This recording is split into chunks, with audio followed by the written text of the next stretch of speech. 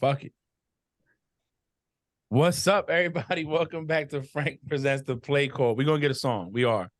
Now they tell me you can't hear it. We're going to get a song. We're going to figure it out. Get a beat going or something. Anyway, we're here. It's Friday. Yeah. Okay, let's put that into a beat, and then you can copyright it. It's Friday. Week 3 started, right? Week 3 now? Week 3? Yeah, week 3. Week 3 started. Thursday game was yesterday. We're gonna get into that, but Bree and June, Nikki's still handling her business, so she won't be with us tonight. But we got a week left, so by not this next Friday, but the Friday after, we'll be able to get it in and get it knocked out. Bree, how you doing? I'm doing good. I look a little pale today. I think it's my lighting. I think it is your lighting. You doing good though? I took a nappy nap, woke up, my new podcast equipment came in, so I'm going to be probably putting that together tonight and drinking. So it's early for you. It's still early. You know what I'm saying? Yeah. June, how you feeling, brother? Like I said, I like the look with the beanie. You know what I'm saying? Looking young. The best I've felt in the last 2 weeks. Definitely feel great, blessed, and starting off early over here at my end. Yeah, I got you, bro. Got you. I'm with you. I am with you. I'm with you. I'm feeling good. I had a good day today. Went out, took care of some stuff, was out the whole day. So I wasn't stuck in the house like I normally am. But yeah, man, super excited. Super excited. Bree, if you want to go into the first topic, is it going to be yesterday's game or? We're recapping week 2. Okay, go ahead. Go ahead. So, on Thursday, September 14th, the Eagles defeated the Vikings 34-28. On Sunday, September 17th, the Bills defeated the Raiders 38-10. The Ravens defeated the Bengals 27-24. Chiefs defeated the Jaguars 17-9. Titans defeated the Chargers in overtime 27-24.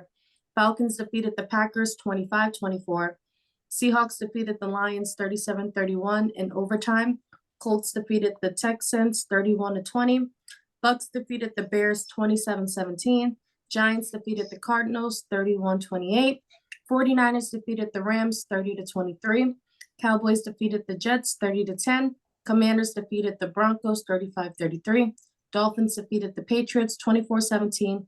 And on Monday, the Saints defeated the Panthers 20-17, and the Steelers defeated the Browns 26-22.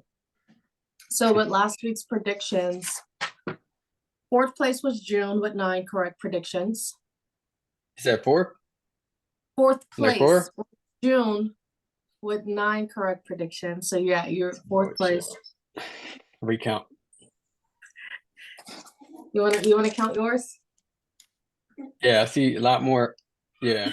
That's like week 1. 1, 2, 3, 4, 5, 6, 7, 8, 9. Gotcha. All right, I take that. I take the L. 3rd place was Frank with 10 correct predictions.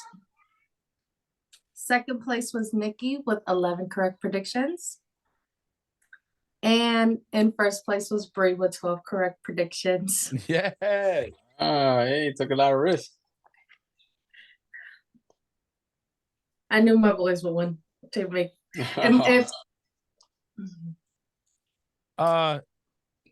So a lot of questions this week based on these week's games that just passed. For one, Belichick ended 0-2 since 2001. They won the Super Bowl that year. And they haven't lost 2 straight home games since like the 70s or something like that. It was like crazy numbers. I'll talk about my team later on. I don't know. People are complaining, saying that the Eagles don't have an identity, but they continue to win. So who cares, right? Deshaun Watson's under a lot of pressure. All that money he's getting paid guaranteed. They feel he should be a lot better. Chargers are under the gun too. They're trying to say that they go 0-3. The head coach is gone. Yeah, that is rumors. And when it comes to the Chargers, it's that defense. It's just like the offense is doing everything right. Yeah. Justin Herbert is doing everything right. He scored a total of 58 points combined in the first 2 weeks. 0 turnovers, Mm-hmm. And they still can't win. And that's what I was gonna get at next. You know what I'm saying? You got that going on. Burrow's calf got re-injured a little bit. So is he out the third week against the Rams? Do they go 0-3? Ravens keep stroking even despite the losses. There's a lot. That Blanco just said on the phone. Next week works even better because he could talk about his team when they get their first win against the Rams. Is Burrow playing? No, he's not. He practiced today and was throwing, but the head coach said that it's still day by day. Why would you risk your franchise quarterback against Aaron Donald? Like, bro, your offensive line can't stop people, and you're gonna put him out there against Aaron Donald? Anyways, look, I'll stick to my team. Huh? I got a butt chin. Oh, shut up. So, no, I'll go with the Patriots. Look, 0-2. When I make that face, look. 0-2 ain't where I want to be or where I want my team to be. But, I mean, 2 losses by less than – 1 loss was 5 points. The other loss was 8 in a sense. It was 7 to tie. Again, the question wasn't the defense, it's the offense. Against the Eagles, we missed 2 good times to try to get points on the board. Nothing. And against the Bills, I mean, Dolphins, we had time. So I think that this week is if we don't win this week, is really, I don't know, man. I think it's time for you just to sit back and take them L's and keep it pushing. Only because Zach Wilson's 0-4 against Bill Belichick's defense, and if you can't beat them, you've held the Dolphins to 25. Oh no, the Eagles are 25. The Dolphins are 24 or something like that. Mm-hmm. Nobody scored more than 30, not more than 30 on you. So you're averaging what? 25 points a game. Defense giving up scoring. And then you look at but your offense has only put up 20 points in each game. So you're not even, I don't know. It's, to me, you can't win if you can't get the ball down the field and capitalize on them mistakes. We got Hurts to fumble the ball. We didn't do anything with it. We got a pick from Tua. We didn't do anything with it. It's just like we're not capitalizing. So how you expect to win? You see, and I think with Brady, when Brady was there, that's what they capitalized on. That's what they made their bread and butter on. But you made a mistake, they're going to make you pay for it. I don't see that movement. I mean, scoring defense, the Eagles are right above them. They 48 points allowed through the first 2 games. Patriots at 49, tied with the Commanders. The only one that's scoring defense is number 1 is the Cowboys. And if they'll allow 10 points in 2 games. That's crazy.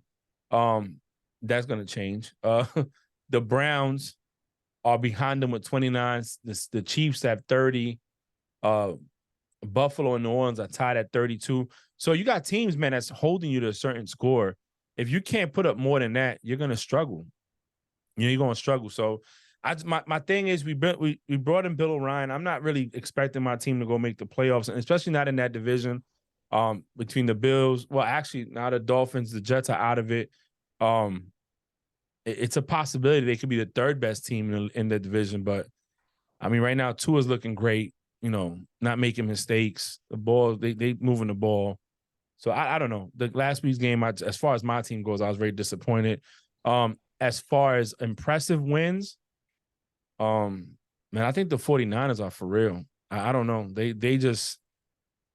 looking good. And we'll talk about yesterday's game after we all go through our little spill. But I think the 49ers are out there. One of the teams. I mean, top teams in the NFC is 49ers, Eagles, maybe Cowboys, and that's about it. I don't even know if you want to count the Vikings or the Seahawks, anybody else in there. But there's a lot of 2-0 teams that are not going to be 2-0 forever. So that's my take on last week.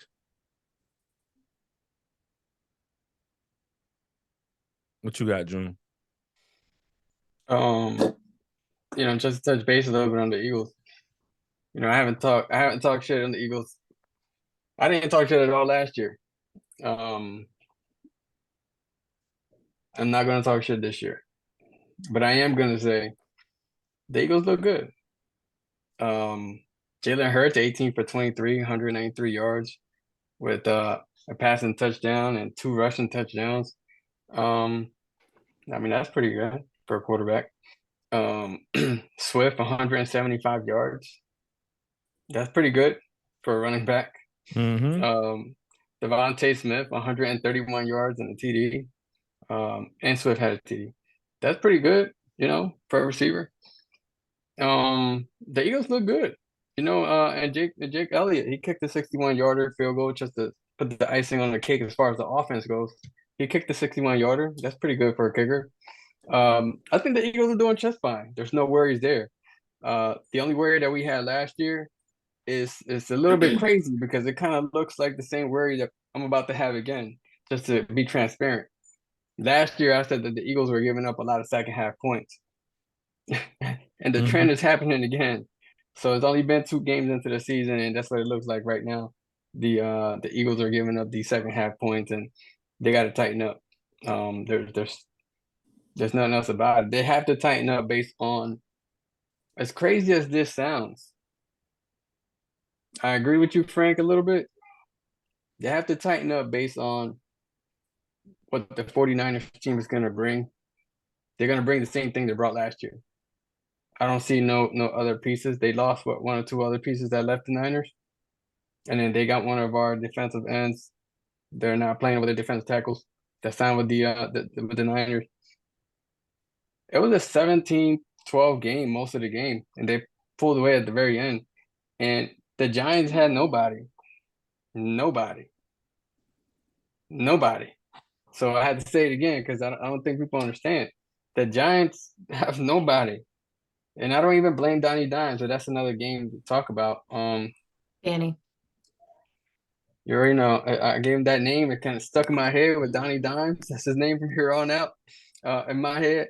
So, but other than that, the 49ers look good. I hope that no one gets hurt because there's been a lot of injuries. And I know we're going to talk about that later. And pretty much that's been the Achilles heel to a lot of these good teams moving forward.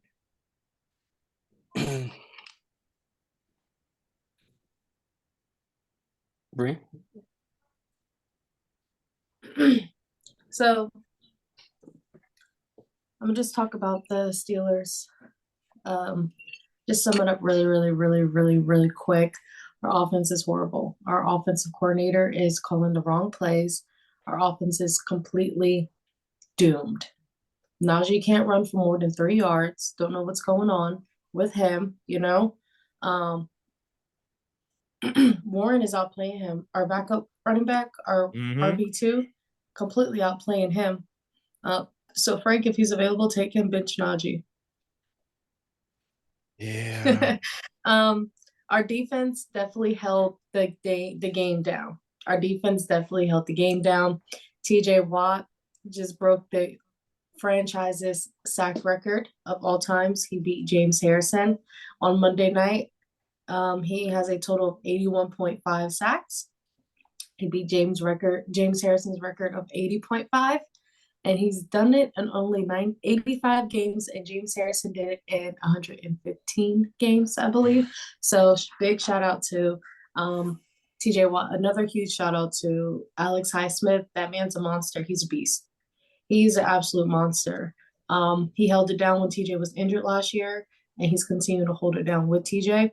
Them two together is a dynamic duo. I really applaud our defense. Also, I want to say prayers to Nick Chubb with that game. He has a season-ending injury. It was a freak accident. Him and Minkah both got hurt in the process, but his was more severe. So overall, it was an okay game. I was very, very upset and angry with our defense. The entire crowd was chanting "Fire Canada." I don't know if y'all seen the videos. Someone had a big sign that also said "Fire Canada." Mike Tomlin did speak on it. Huh? So it was pretty crazy. That was a big ass sign too. It wasn't like a little poster. It was a huge sign. So in the press conference, Mike Tomlin was asked about the fans chanting "Fire Matt Canada" last night, and he responded with, "I appreciate their passion. I share their passion. We all do. Man, we love our fans. They inspire us. They challenge us. It's an awesome relationship. Man, we don't run from challenges. We run to challenges. This is a sport entertainment business. It's our job to win and thus entertain them. So we don't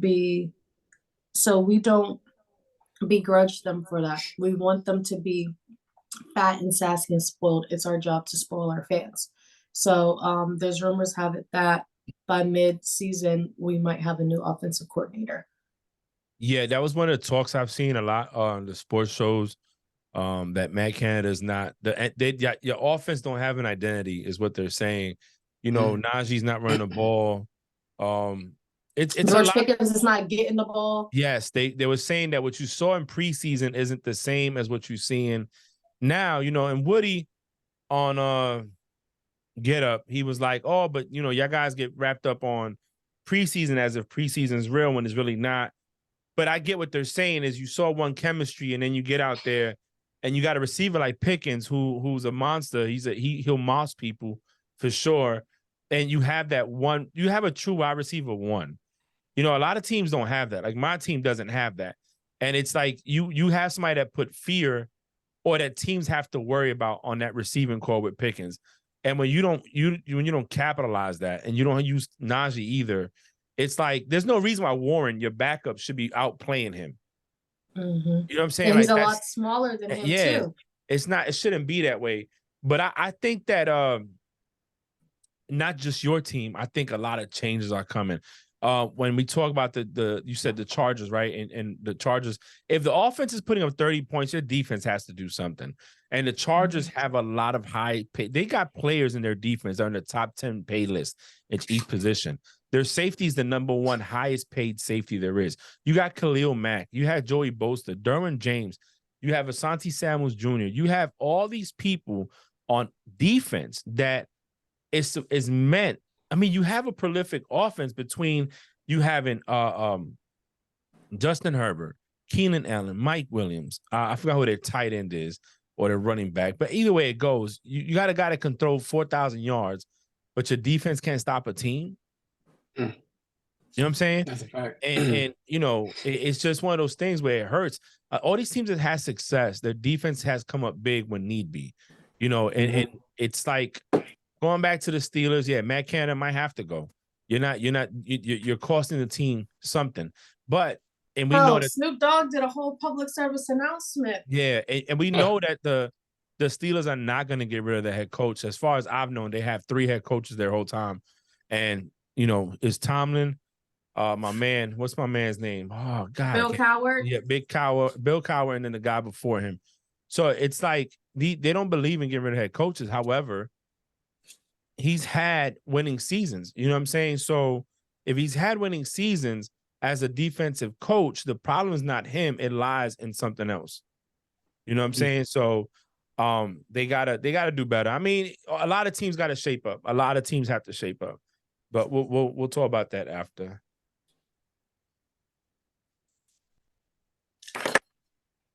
Sorry. Next we're going to talk about injuries.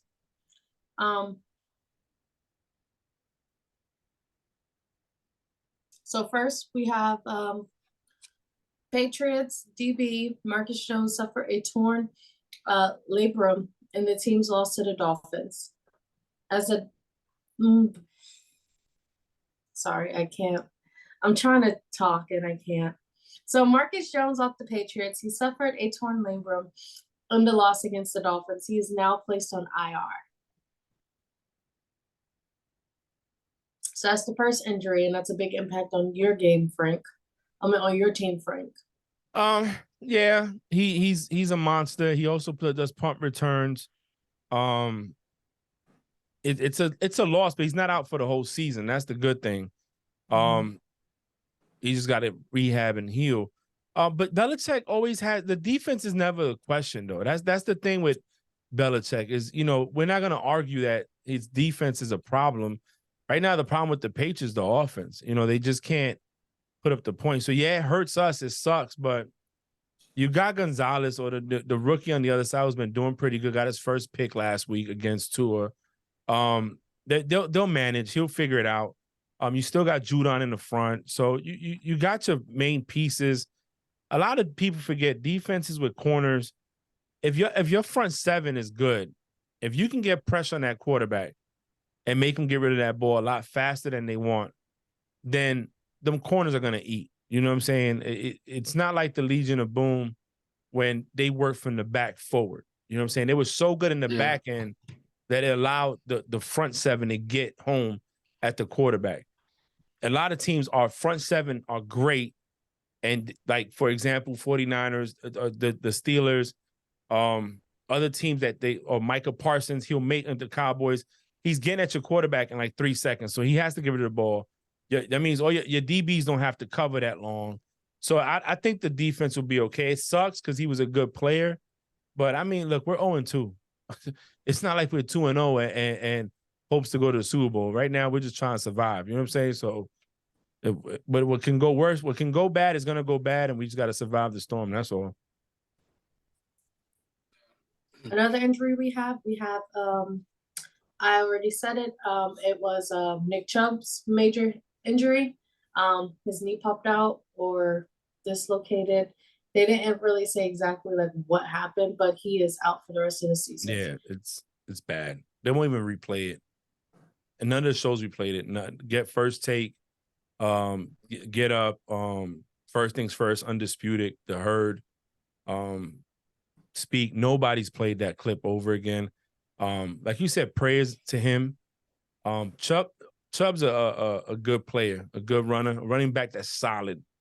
And when you see that and you see players maybe go out for the rest of their career and never get that ring or have the stats to make it to the Hall, you know, I just hope he's back. I hope he's healthy. I hope next year be better.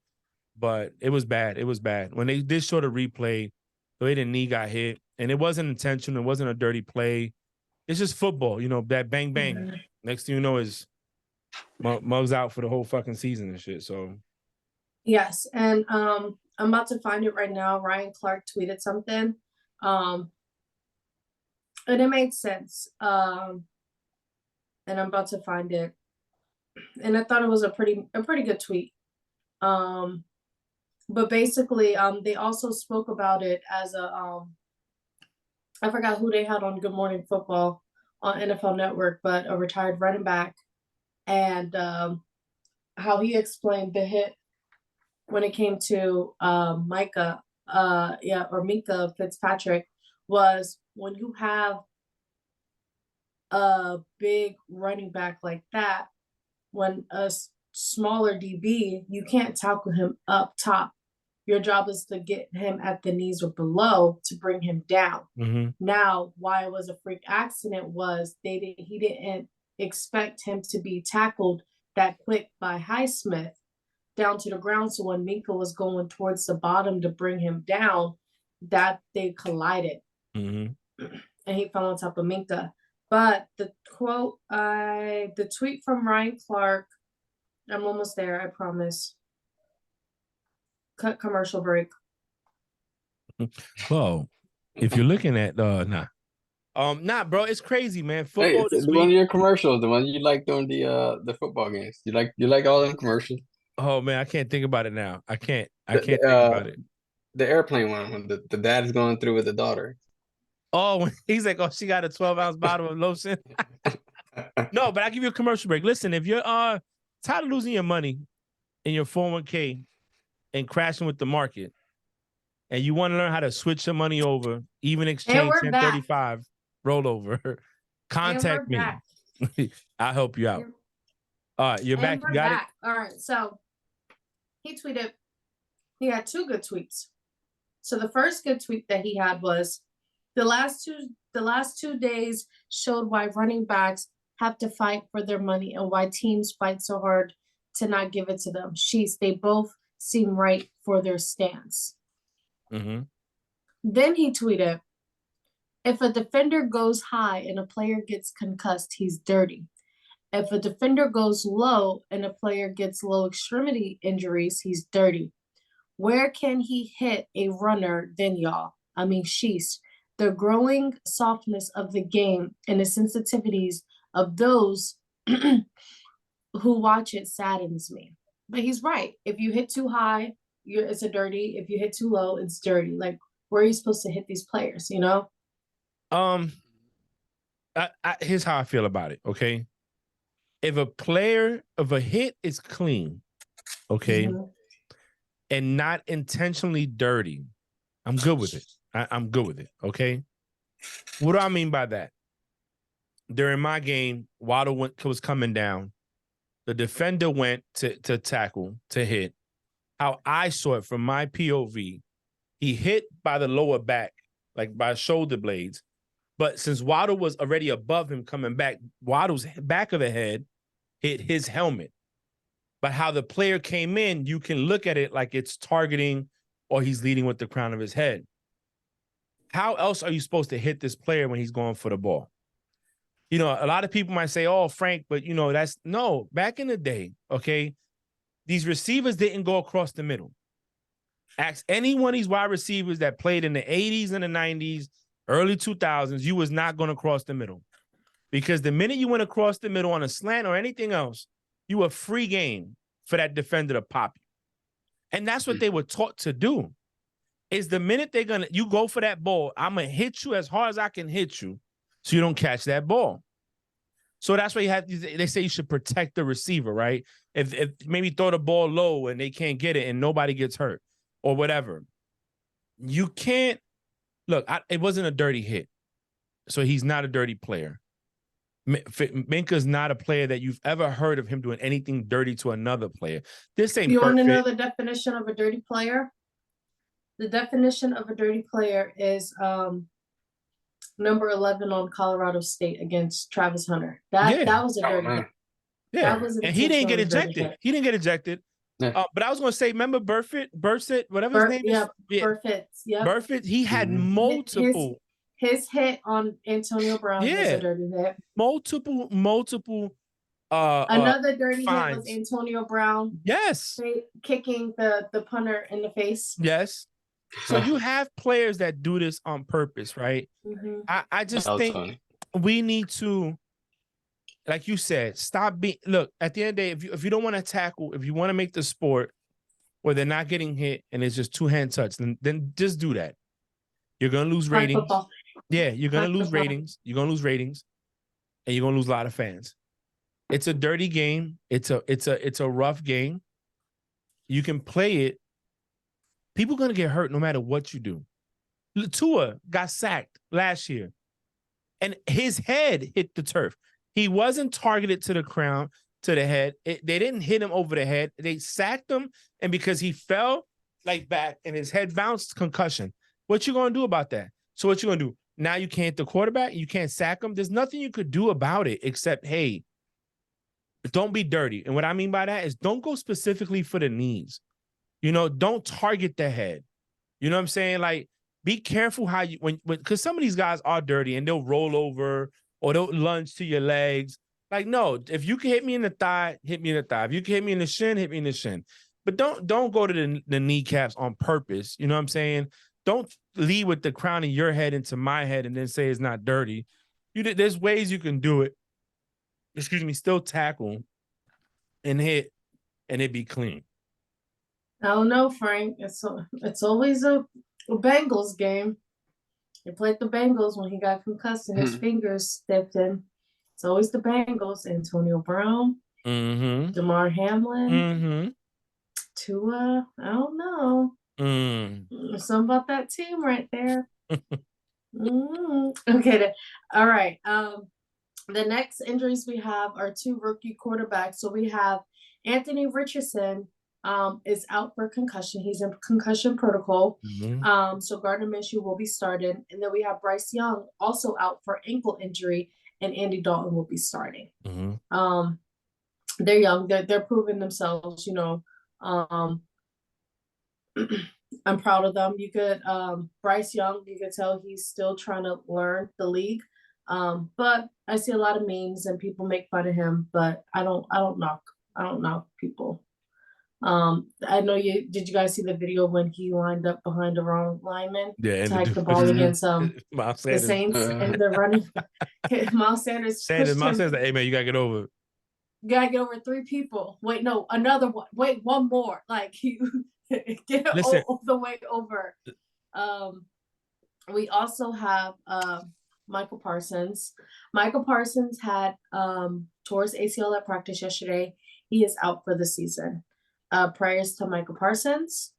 I hope he recovers well. Hold up, Michael Parsons or Trayvon Diggs? Trayvon. Oh, I'm about to say, bro, if Michael Man, Parsons is like, done, what? the Cowboys is done. Insane. Sorry, I made a big error. Sorry, my head is all go. Woo! I got family emergency going on right now, so my mind's not in it. But it's Trayvon Diggs. So I get them two mixed up. So it's Trayvon Diggs. He suffered a ACL tear at practice yesterday. So he has a season-ending injury. So prayers to Trayvon Diggs. With that being said, on First Take, Bart Scott had said some not so nice things. Well, he tried to make a joke and it was not funny to anybody.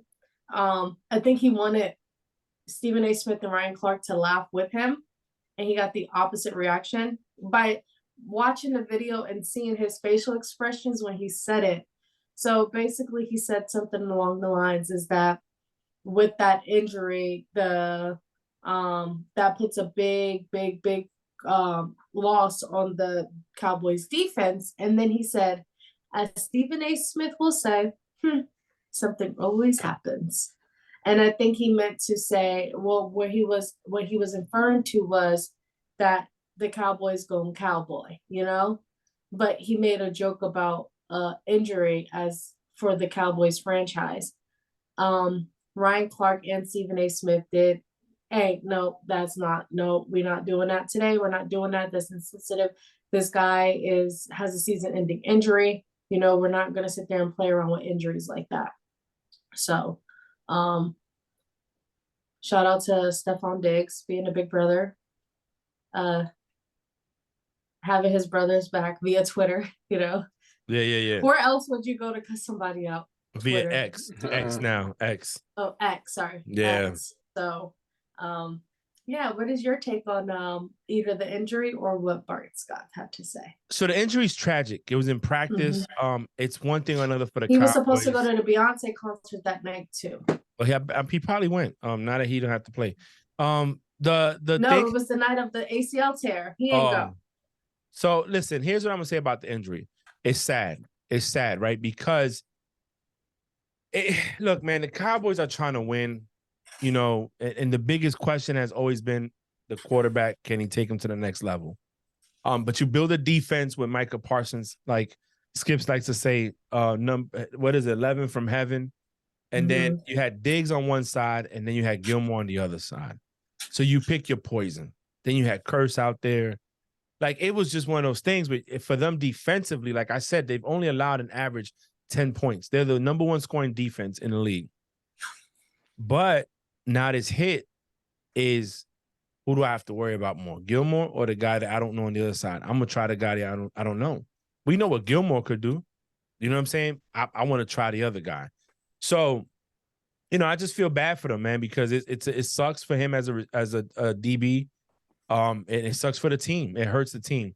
Now, as far as Bart Scott goes, I don't want to talk too much about what he said because I didn't see. I was driving, but his voice is very distinct. You can hear it. You can tell. And it was like he did like a yeah, like so he made a comment about Thursday's game, and I'll get to that when we recap that game.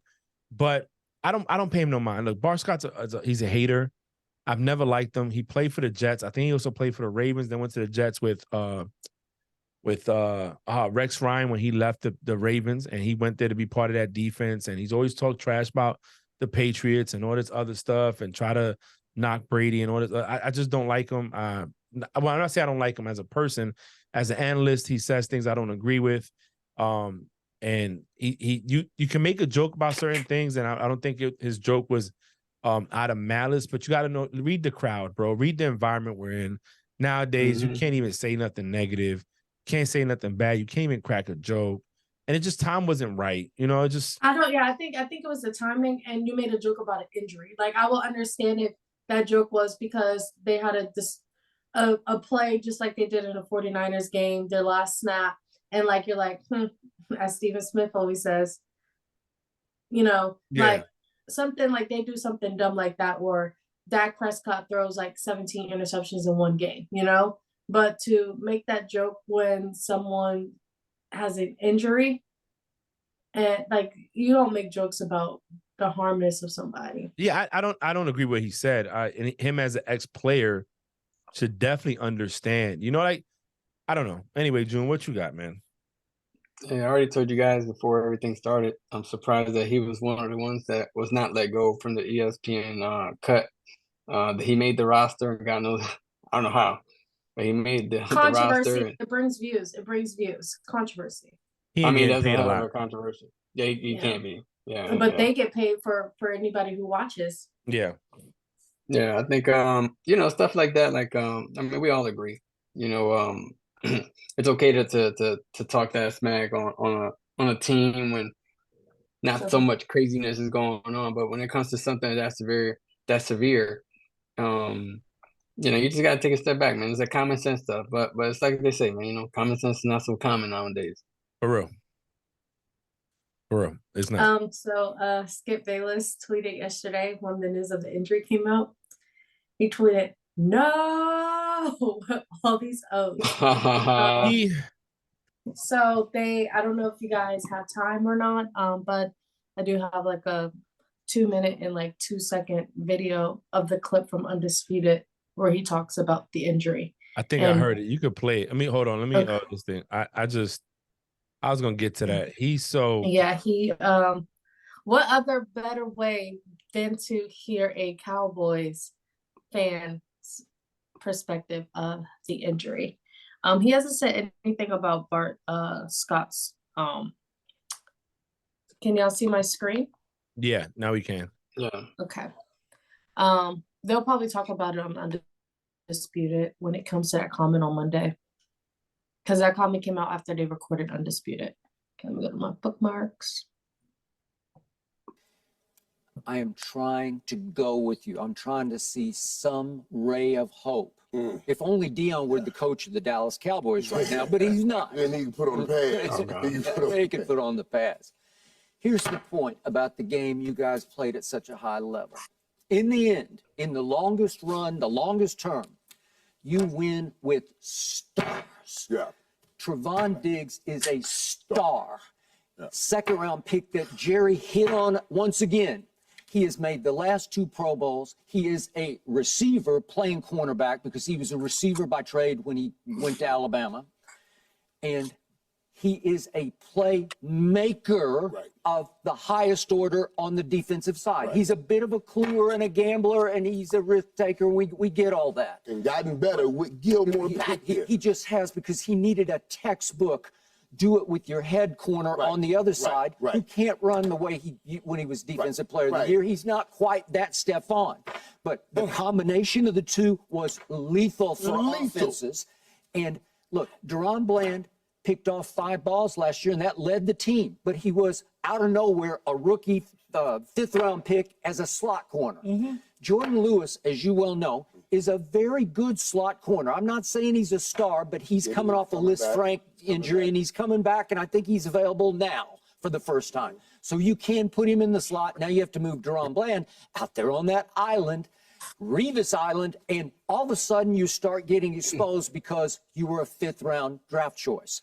Jordan Lewis was a 3rd-rounder. He's got a little more ability. Maybe they would think about switching and keeping Deron Bland inside and trying Jordan Lewis outside. I don't know. My point is, we're talking about Trevon Diggs here. It's a whole nother echelon where all of a sudden, what did I tell you about last year? Our Achilles heel was the Stephon Gilmore corner, because we just tried a parade of guys, and they're just a bunch of, as Bill Parcells once said, JAGs, just another guy, because that's what they are. There's just another guy and just another guy and just another guy. Trevon Diggs is that guy, and you lost him in practice. That's what kills me. If it's in a game, this is just my heart talking, but if it's in a game, you just say, okay, it happens. You guys got hurt. It just happens. but practice is just freakish. Yeah. And I know, just real quick, that Ben DiNucci, the former quarterback, Right. tweeted, then he took it down, but he tweeted I'm about, glad he took it down. what was his tweet? I never understood why we did one-on-ones during the season. To make you better. To make you better, because you can't get better at football without practicing football at a higher level where you're going one-on-one. Okay. And then while I'm on here, I have one more video to show you guys. So do you guys remember when that safety from the Broncos hit Jacoby Myers and concussed him Yeah. in week 1? Yes. Well, he did another dirty hit last week, week 2, against Washington Commanders. Oh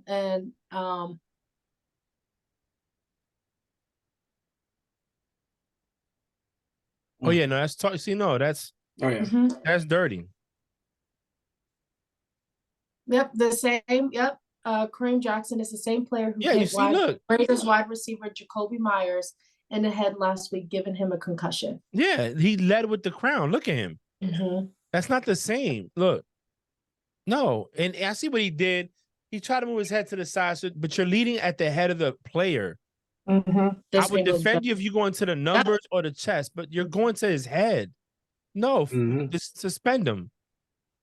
And that's what a lot of people were wondering. Like, hold on, sorry. That's what a lot of people were wondering. He needs to be suspended. Not only one, but twice. He did the same exact hit against Jacoby Myers in week 1 to do it to the Washington Commanders tight end the next week. That's dirty. back-to-back. See, that's dirty to me. That's dirty. Yep, that's super dirty. That's very, very, very dirty. It's not okay. I don't like it. I don't like it. It's not okay. And then they play Miami. What is he going to do? He's going to do it to Tyreek Hill next? Well, if they want to win, I hate to say it. But no, listen, see that's what I was talking about. There's a difference between me going to hit you in your back, you hit me in the head, or we hit each other in the head by accident, by how you're falling. There's a difference by it just being football. That is intentional. That is intentional. He didn't go at the midsection. He didn't go at the chest. He went at the head. Even if he would have hit him with his shoulders, it's still targeting, in my opinion, because you're going at his head. So no, that's dirty. Suspension, not fines. Look, suspend him. These guys make money. Okay. I mean, Brock Purdy makes less than $900,000 a year, but he's not out there giving people concussions. Still, let's say you take 900,000, right, and divide that by 52 weeks. That's $17,307 a man's making in a week. Times 4, that's $69,000 a month. Come on. Even the guy coming off the bench could survive a hit, a penalty. You know what I mean? Like, no, it's not. Don't do that. Fine him. Don't suspend him. Suspend him. Suspend him. Yeah. Yep. Is there any more injuries that happened? Trying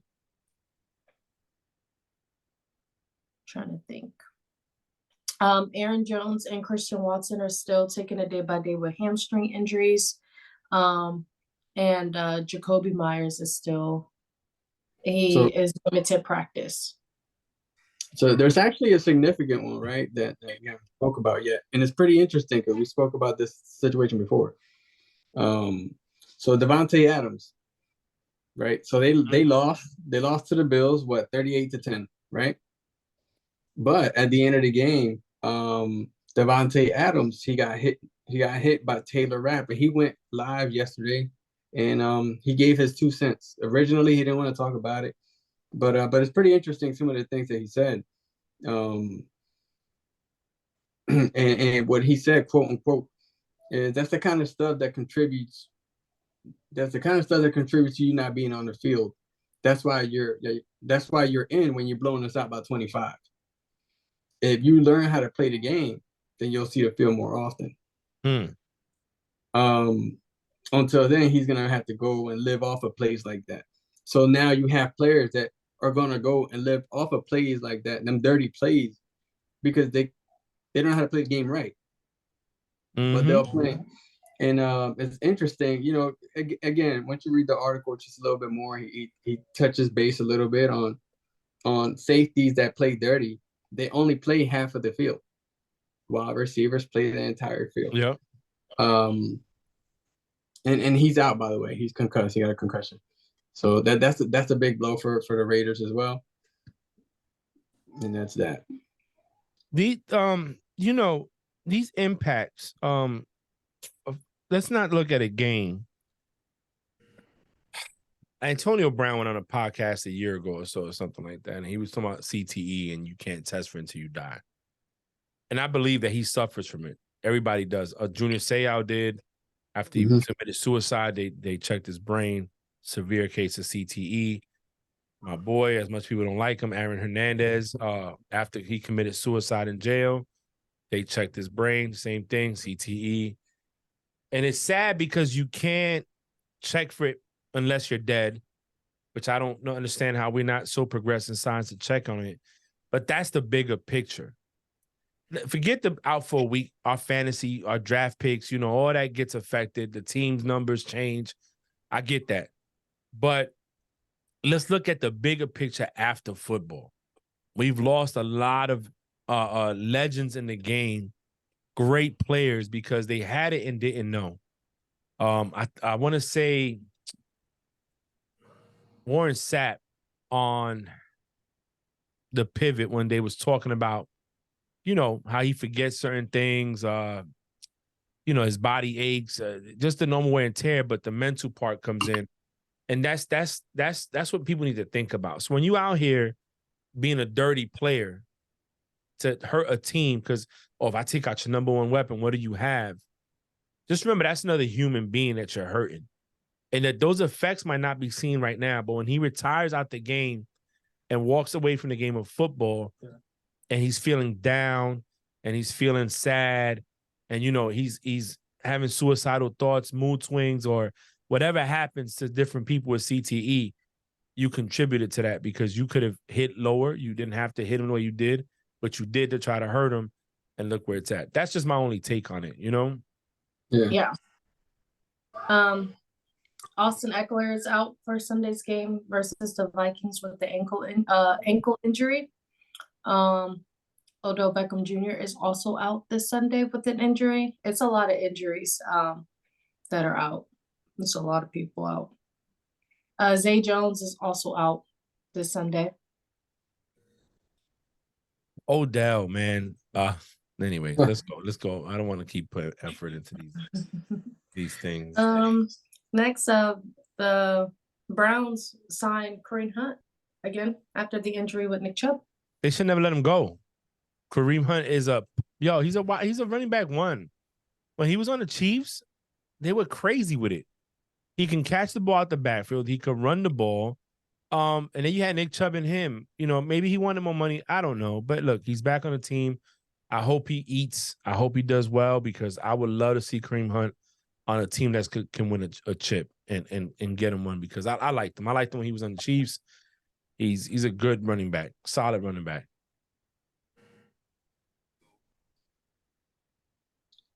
Jim? Eckler? No, Kareem Hunt. Oh, Kareem Hunt. Look, I picked up Jerome Ford from Dan Fantasy, and he's listed as the number one. Let's keep it 100. Let's keep this year 100. Oh, I picked up Jerome Ford. I hope that Kareem Hunt just gets a touch here and there at the end zone, maybe. But don't do that to me, man. Don't do that to me. Earn your $3 million by coming to work, and it's okay. But hey, you know what? That's a great problem to have in Cleveland. To know that you just signed a running back that was there already, and he was a good running back. And in the mix, you find a decent running back that's almost probably as good, not as good as Chubb, but probably as good as Hunt. Who knows? Now I'm talking about Ford. So it's a good problem to have in Cleveland, to have Hunt back there. And I mean, he's not hurt or anything. I mean, he's coming to play. I think he's playing next week. You ain't got to worry about learning the playbook. I'll do what is there. Yeah, he was just there. He was just there. Watson, Okay. hey, Watson got to be like, woo. You know what I mean? I tell you what, man. I think people being a little hard on Watson. I think so. If we give a lot of people grace, oh, the blah blah blah blah blah blah blah blah. Look, Watson. First off, it's not his fault that the Browns were so desperate that they gave him a contract for $230 million guaranteed. That's not his fault. And show me a person in America or any in the world. Okay, I can't say that because Mbappe was offered almost $1 billion to play for Saudi Arabia and he didn't take it. So I'm not going to say that. But soccer's a different league, a different sport, and there's a lot of money in soccer for Mbappe to be able to turn down $1 billion from Saudi Arabia. Anyway, show me a person who plays football and they tell you, hey, June, I know you coming off some massage cases where they saying you did some dirty stuff, but we're going to give you $230 million guaranteed to come play for us. What you going to say, bro? Hey, I don't even want 230, dog. You know what I'm saying? I take 100. Like, who are we kidding here, bro? Let's be honest. It's not his fault. Look, people forget Deshaun Watson numbers before this situation happened. He wasn't a slouch. You know what I'm saying? He was not a slouch. He was actually, before he got hurt his rookie season, he was looking at MVP status. He was looking at MVP status. Let's see. His first year, he started 6 games. He went 3-3. He had 19 touchdowns. 1699. His second year in 2018, he started all 16 games, went 11-5 with the Texans, and threw for 26 touchdowns, only 9 interceptions. Bro, in 2020, his last season that he played the full 16 games, he was losing, but he threw for 4,823 yards with 33 touchdowns and only 7 interceptions on a sorry-ass team. That's a fact. Like, bro, so no, you don't forget that. Somebody said, I think it was in Speak, or I was listening to something, because I listen to XM radio when I'm driving. And they were like, listen, not every coach is good for a player. Just like it doesn't happen. It just, I hate to relate this to the military, but leadership, right? I think I'm a great fucking leader. But guess what? I ain't gonna reach everybody. So because I can't reach this one person and make him do what I want him to do, I suck as a leader. No, or he sucks as a sailor. No. Maybe my leadership style, my tactic isn't working to reach him. You know what I'm saying? So me as a leader, I should say, well, damn, man, if I can't reach him, hey, June, can you come talk to my boy? And maybe you can get him, or Bree, can you mentor my guy and maybe get him? Look, Deshaun Watson, first off, the Browns, they're not known for winning, okay? They're not known for winning. So it's not like he went to the Pittsburgh Steelers, the Eagles, the Patriots, the Chiefs, the Bills, and they just start losing. No. He was fucking losing when Baker was there. You only went to one playoff while Baker was there? I just feel bad for him. I really fucking do, because I feel like people are just like, oh, they gave you this money. Like, no. I do feel bad for him. You brought up a name, and it's Baker Mayfield. He has the biggest FU to the Browns I'm seeing right now. He is thriving in Tampa Bay right now. Mm-hmm. And they renamed it Tampa Baker Buccaneers. And it's like all over Twitter. Tampa Baker was trending on Sunday. He's thriving. He's showing that he can work well with that system. He has great weapons over there in Tampa. It's working together. It's meshing, I'm very proud of him. And I was talking to Frank on at June. I think you were on as well. But after they won, while they were playing, I was like, it's actually a big FU to the entire league, because remember, during practice and training camp, the Bucs were calling Brady back and asking, like, you sure you're retiring? Like, nobody had faith in Baker Mayfield. And I love to see players strive like that the league counted out. So I hope that they still keep doing what they're doing and they take over that division. I And like Baker. I do too. I do too. I hope he keeps winning. I hope like he keeps striving and he keeps proving people wrong because a lot of people counted him out. You know, They did. They didn't give him a chance. I feel like they shitted on him. And look, now he's in Tampa with these weapons. Okay, look, he's only got 490 yards on the season. He's completing 69% of his passes. I'm happy with that. He only got 3 touchdowns and 0 interceptions. That's okay. The season's starting. They got a good defense. They've always had a good defense. They got great weapons. I think he found a home. They're staying healthy. Yeah, they're staying healthy. They're staying healthy. And I think he found a home. Look, he had only one winning season in Cleveland. One. And he's the first quarterback to do that in like the 27 years. And then they let go of him immediately after that. Yeah, because it's again, we want the flashy things. But we've had this conversation. Organizations don't want to develop players. Carson Wentz with the Colts. He had a good season. So he lost 2 games at the end of the season. He didn't make the playoffs. The owner got rid of him. Now, I'm not saying that he would have been great the following year, but we don't know what that following year would have looked like because you didn't give us that following year. Mm-hmm. You know, a lot of people say, oh, Carson Wentz. Listen, I don't know about his locker room issues. I don't care. What I care about is when he played for the Eagles, that boy was he was contending for MVP that year. He is one of the main reasons the Eagles won the Super Bowl that year. Without his consistent winning on the field, they would not be the number 1 seed. And let's not forget that he injured himself trying to win a game by running in a ball for a touchdown. So let's to me again, that we're going back to Baker. I like Baker. His commercials wasn't the problems.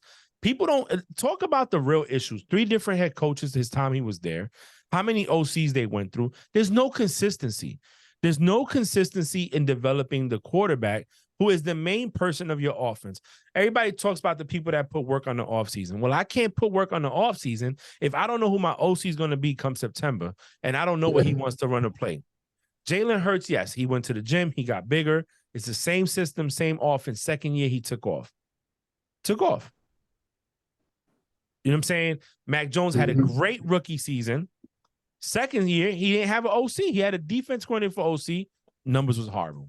Oh, hold up. Who's that? When you look at these people in the development of these players, look at what Brian Dable did for Josh Allen. Made him reduce his turnovers. The minute that Brian Dable's gone to the Giants, guess what happens? His numbers go up in turnovers. All this is relative to who's there mentoring you and coaching you and helping you stay focused. And Baker didn't have that. He didn't have consistency. Like people say, you don't get the number 1 pick in the draft because you're a great team. And bringing a quarterback in as the number 1 pick doesn't fix your team. You still got other shit you got to fix. Maybe an offensive line, maybe a good wide receiving corps, maybe a better defense.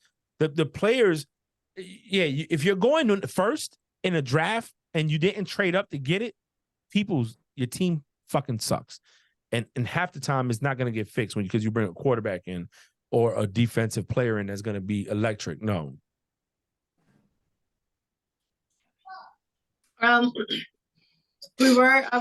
put in the notes, we have some pictures and we also have week 3 predictions. But before I get to that, I think I want to start a new segment that I think that's going to be fun to talk about.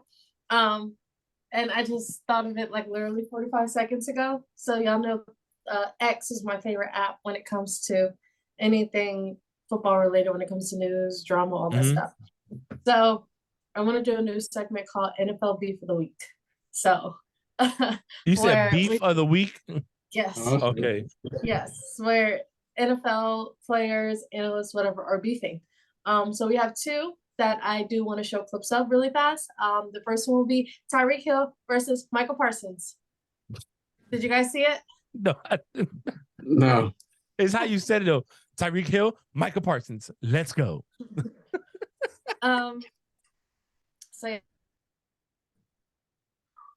So I'm gonna go to X. Let me go refresh my bookmarks. Okay, so this is the first one. Tell you something real quick, Michael. that. Let me tell you something real quick, Micah Parsons. When we play you December 25th on Christmas Day, I have a present for you, my boy. I know you seen my little clip where I was blocking the DN. I'm big like that. I'm off the edge like that. So you better watch your back. You better watch your back because I'm going to blindside you. I'm going to show you that game who the real lion is. Because like I said, baby, I'm the cheater and I'm the lion. I'm the real hybrid on the field, baby. So mess with it.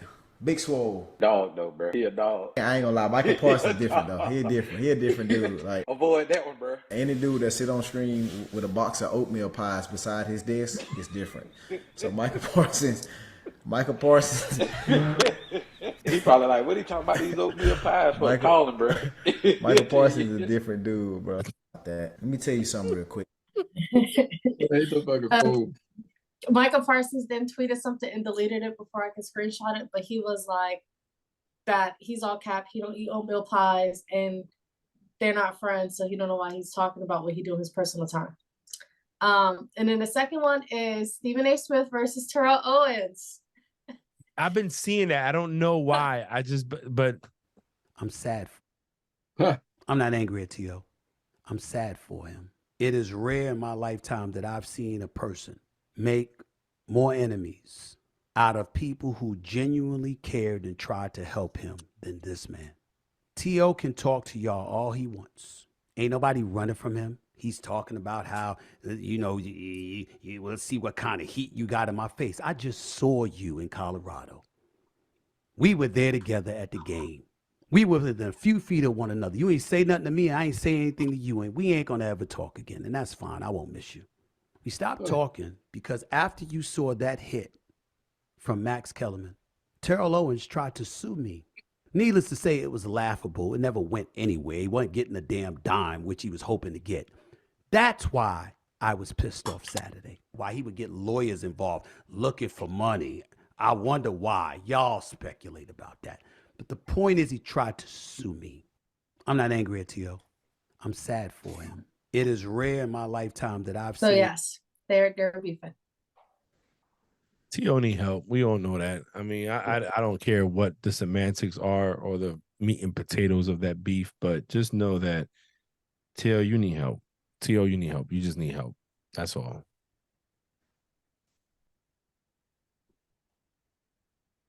I don't know, man. Can't blame CTE like 30 years after you out the league. But you never know. Facts. But we never know. You're right. We can't test for it, so you never know. Yeah. Mm-hmm. It was funny. He was like, it was so funny. He said he wasn't getting the dime, which was he was hoping to get. He's like, you're calling him broke. He was calling him broke. Yeah, that's what he was trying to do. Terrell Owens then replied back to the tweet of that clip from the Stephen A. Smith show and says, Stephen A., like I said, I'm not worried about being exposed because there's nothing. Number one, I didn't put up the post that I responded to. It was a retweet, genius, that I commented on, and I stand on that. Number two, I don't lie. As far as the players, GMs, NFLPA, that you claim to have reached out to you, so what? Guess what? I had players and people reach out to me too. What does that statement even mean? I've done something. If I've done something so wrong, then why hasn't it been all over the news? I don't chirp. I don't claim to be a badass. I don't bother nobody. You alluded to that I am desperate because an attorney reached out to me about the ESPN situation. I don't play victim like you, but it is what it is. But I want you to keep the same energy you're giving to the people about my sorry, pathetic ass when you see me. You got files? Files of what? I've been to jail. Have I been to jail? Did I commit a crime or something that the world is missing? ? If this is your way to try to expose me, then good try. I'm not worried. As always, God got me. First of all, you looked mad reading that. Like they were talking about you. I was looking at your read. I was trying to get I was reading how he was feeling, Yeah, I looked up for a second. I was like, "Whoa, she's really mad." She was in character. She was in character. I was in character. Not about you. I was Terrell Owens reading that, if I'd done something so wrong, then why hasn't it been all over the news? Like I was him, Yeah. I was him. So, so yes, those are our 2 NFL beefs of the week. We'll probably get chapter 2, 3, 4, 5, 6 throughout the week. So Terrell and Stephen A, because this ain't never going to end. With both of their personalities, no one's going to drop it. I mean, Um, I wouldn't waste my time if I was Stephen A. And now we have pictures. They're going to be super quick. And then after pictures, we'll do our predictions. And then Frank's question.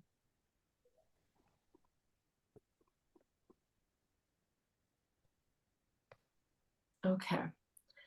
So I just thought this picture was really interesting. I just saved it just so that way we can see it together and like look at it and talk about it. But these are the number of Monday Night Football games since 2012. With the most is the Saints with 19 Monday Night Football games, and the least is the Jags with 0 Monday Night Football games. But like the Jags, yes, I know that's crazy. The Jags need some love. They need love. Like They play the Bengals, I think, in a couple of weeks. Monday Night Football. Yeah.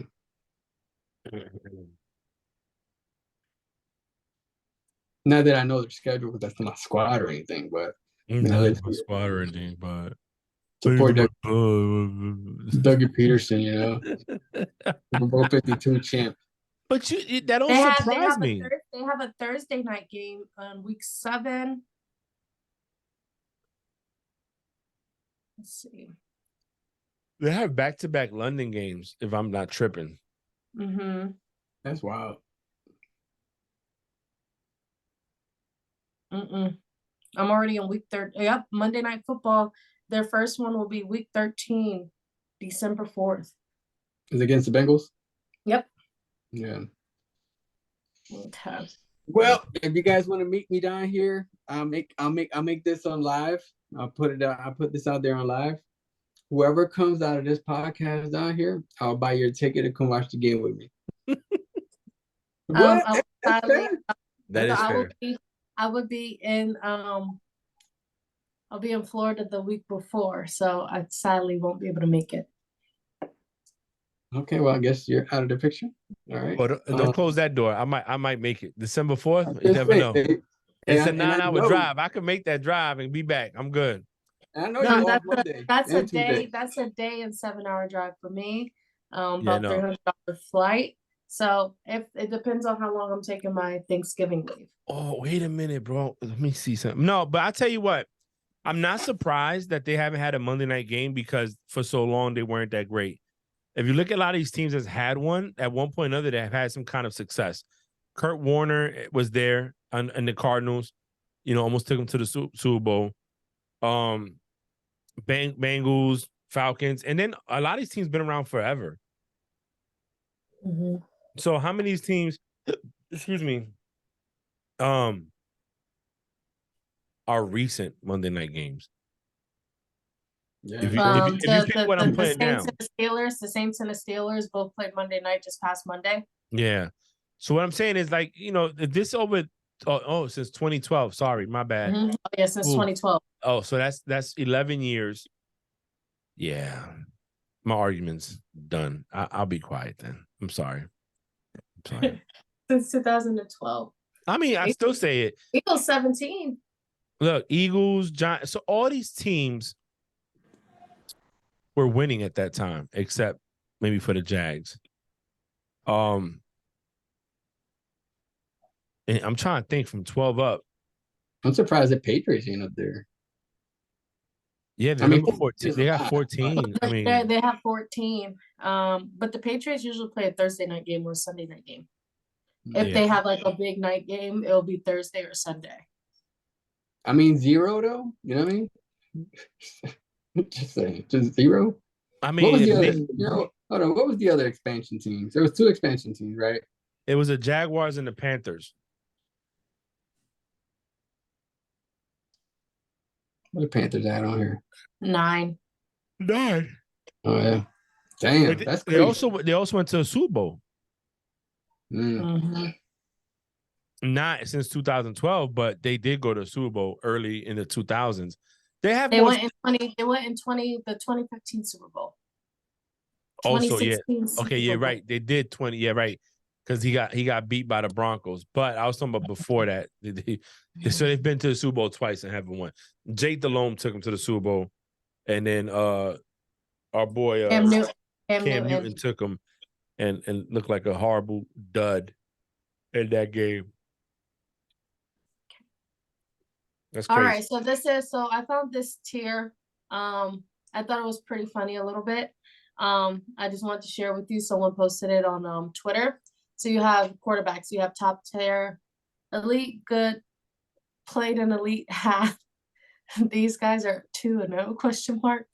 No longer has Chubb. The Kirk Cousins of the league. Rookies, the Carson Wentz's of the league. Who the Jets should call. 0-2 in lighthouse games and missing Jets. Yeah, that is so messed up. I'm just looking at this list right now. The Carson Wentz. But the who the Jets should call, I don't know. I'm gonna zoom in if y'all can see Kyler Murray. Why he's so small? That's funny. Because he's little, and you know how they used to always make fun of him because he had that big ass helmet with his small head. So he looked like a bobblehead. So people make fun of him and put him tiny. Not for nothing. Looking at this list, why don't they go after Jacoby Brissett? Oh, for who the Jets should call? Yeah. Mm-hmm. I don't know, man. I mean, they have Kirk Cousins on there. Yeah, Kirk Cousins. They got Tebow, Brett Favre. That's so dirty. That's so dirty. Tim Tebow, Big Ben. Phillip Rivers. Colin Kaepernick. And Brett Favre. Yep. Jameis Winston. Yeah. I'll take Jameis. Let's look at the Carson Wentz ability. You got Carson Wentz. That's so messed up. To have Russell Wilson on there and he actually won a Super Bowl as a starter. That's messed up. So so let me ask this question. Do you think Russell Wilson has fallen from grace? I mean, yes. I was looking at the way they lost that game. I mean, they were up 21, whatever. And the commentators were like, the Broncos are doing everything right. And in the second half, they were like, the Broncos are doing everything wrong. And I was like, what? They're doing everything right to win in the first half. Second half, they're doing everything wrong. Mm-hmm. Yeah, because it was 21-3 against Washington into halftime. And then Washington came back. What about the defense? Are we ever going to talk about the defense? There's three sides to football: special teams, offense, and defense. Yeah, they have a good defense, man. I mean, sometimes getting 21 points on somebody is a good enough lead to hold. That's a lot for Russell and the Broncos too. Yeah, that's the most he scored on that team too. So that's crazy. He probably gave his all for just those 21 points. Not throwing shade. The Kirk Cousins, Ryan Tannehill, Jimmy G, and Jordan Love. Speaking of Jordan Love, Aaron Rodgers said on the Pat McAfee show, that's his best friend, that he did text Jordan Love and said, I love everything you're doing in Green Bay. Like, the Packers organization is yours. Like, hold on to that organization. So he's showing good love. You see, this is a whole 180 Aaron Rodgers, He's happy. He's not where he felt unwanted by Green Bay by when they drafted Love. And from down there, it went downhill. And then instead of going out and getting a wide receiver, you did. And I mean, we've covered it already at nauseum. No longer has a Chubb. That's funny. No longer has a Chubb. So this one was funny because he lost Nick Chubb and the allegations he had a couple of years ago. Then these guys are 0-2 question mark. Baker Mayfield. Derek Carr. Oh, 2-0. Yeah. 2-0. Oh. And Desmond Ridder. 2-0 teams. While you BSing, you got the Dolphins, Baltimore. You have Cowboys, Eagles, and Washington, Atlanta, New Orleans, and Tampa. And now you got the 49ers 3-0. Out of all those teams, who's for real and who's fake?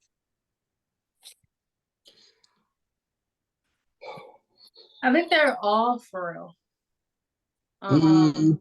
Even Atlanta? Yeah, they've been playing really good.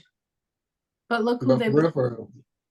No, I'm saying I'm not saying that they're not playing really good or hard. I'm just saying more so like Frank, are you talking about like who's for real, like as far as taking them to the playoffs and Super Bowl, or who's Yeah, like who's for real? Who's it's early in the Okay. season. I thought you meant like who's for real, like who did like No. who expected them to make those wins, you know? No. I'm saying like you have 1, 4, 7, 8, 9 teams undefeated. 49 The 49ers for sure. The Eagles, Miami, if Tua could stay healthy, and maybe even Baltimore. Those are the for real like playoff teams. You can also say that the NFC South is going to be super duper competitive. And I remember us saying like that's anybody's league, you know, or that's anybody's division, because that team doesn't have all the elite players that any of the other divisions have. But now you have 3 teams on that division that are undefeated. So I don't think it's anybody's division anymore. That's a super competitive division, because any one of those 3 could win the division with the way that they're playing and could make it to the playoffs. Yeah. But out of those 3, I would say out of New Orleans, Tampa Bay, and Atlanta, I would put. See, it's hard. It's a toss-up between Atlanta and New Orleans, or it's a toss-up between Tampa Bay and New Orleans. But I'm gonna have to go Tampa. I could see Tampa winning that division again. But that's going to be a super competitive division, and I think that we need to pay a little bit more close attention to that division because of what they're doing in the NFL that nobody expected. With the quarterbacks that people thought were washed up and wouldn't bring anything to the table, i.e. Derek Carr and Baker Mayfield. So I think definitely 49ers I think are real. Eagles and the NFC is easy. You can narrow it down to like 2 teams. But in the AFC side, right? Here's where I'm. So no, I do think between the 3 in the South, I would probably. Ooh, I hate doing this, but I would probably go Saints 1, Tampa 2, Atlanta 3. Only reason is Saints do have a good defense, but they don't have Alvin Kamara. Once he comes back, it's another weapon. That is true. I forgot about Alvin. They're doing damage without him. Right now, they have Atlanta 1, Saints 2, Tampa 3. Yeah, that's what I'm. And it's because in Atlanta and New Orleans both have a divisional win. Yeah. So. But Atlanta is 2-0 in the conference, and New Orleans is only 1-0 in the conference. So, but Tampa Bay is also 2-0 in the conference, but they don't have a divisional win. That's why they're number 3. Oh yeah. So I mean, to me, that either one can go wrong, but definitely 49ers. I would say Eagles, and then maybe Saints are top 3 in the NFC. Now AFC, the only one that's undefeated, the 2 is Baltimore and the Dolphins. And I'm gonna tell you why I'm hesitant on the Dolphins, because the Dolphins is only gonna be as good as Tua is gonna be. So if Tua gets hurt, that team is done.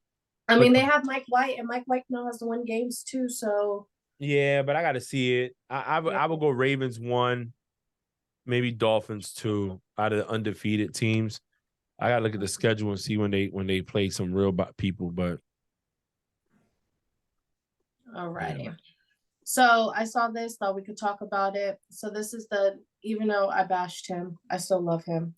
Only I could bash him. You know, Najee Harris and Marshawn Lynch comparison, the first 36 games of their career. So carries Najee 597, Marshawn Lynch 620, receptions 119 Najee, Marshawn Lynch 87, yards per carry, 3.8 for Najee, horrible. 3.9 for Marshawn Lynch, horrible. Total yards 2,991 for Najee, 3,063 for Marshawn Lynch, and total touchdowns. Najee has a total of 20, and Marshawn Lynch has a total of 17. I just need our offense to get together so Najee could thrive.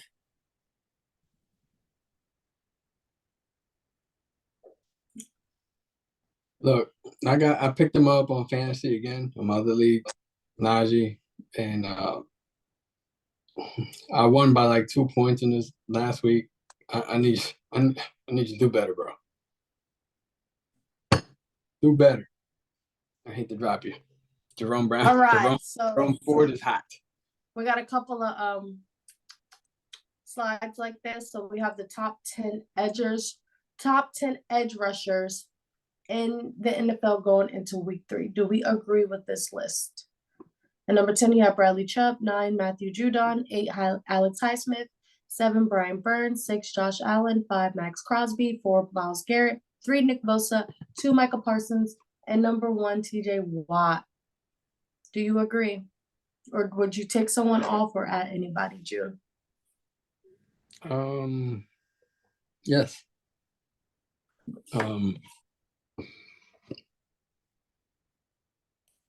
My boy ain't in there. Who? Hassan Reddick. Mm. I mean, this is going into NFL week 3. I mean, this is what they've done. So I mean, I guess I'll leave it like that. Brandon Graham's not in there. I don't know. You know what? I mean, I think this is cool. I think I like to compare the lists in like around week 6 or so. Okay. So these are the top 10 edge rushers going into week 3, Frank. Do you agree? Small sample size. I can't say. Bosa's still healing back from an injury. He got his first sack on the season yesterday against Daniel Jones. TJ Watt's always gonna be TJ Watt. Michael Parsons is they're comparing him to Lawrence Taylor and saying that he's like Troy Polamalu. They kind of treat him the same way. Freelance a lot and get the job done. Max Crosby, we know he's a beast. Myles Garrett. So I don't know. I agree with June. Let's see how it looks. Compare it by week 10. Yeah, but I mean, the problem is that all these 10 guys are impacts to the game. Okay. So I can't even if I could wait till week 17 and I'm gonna be like, oh, let's go off the stats. But the truth is all of them healthy and wreaking havoc are gonna be just as important. That's fact. To their team, right? Like TJ Watt, we know when he was out, the Steelers wasn't winning. We lost 6 games out of the 8 that he was out. Exactly. So if I based it off that, right, wins and losses, then I'm gonna say shit. TJ Watt's definitely number 1 because he's a defensive player that's proven that him not in the lineup, y'all losing. Okay. But then that takes away from Michael Parsons and his impact to the game. Nick Bosa, his impact to the game. You know, like all of them. Bradley Chubb just got a fumble off of our guy on Sunday when they played. Yep. You know what I'm saying? Judon is a problem.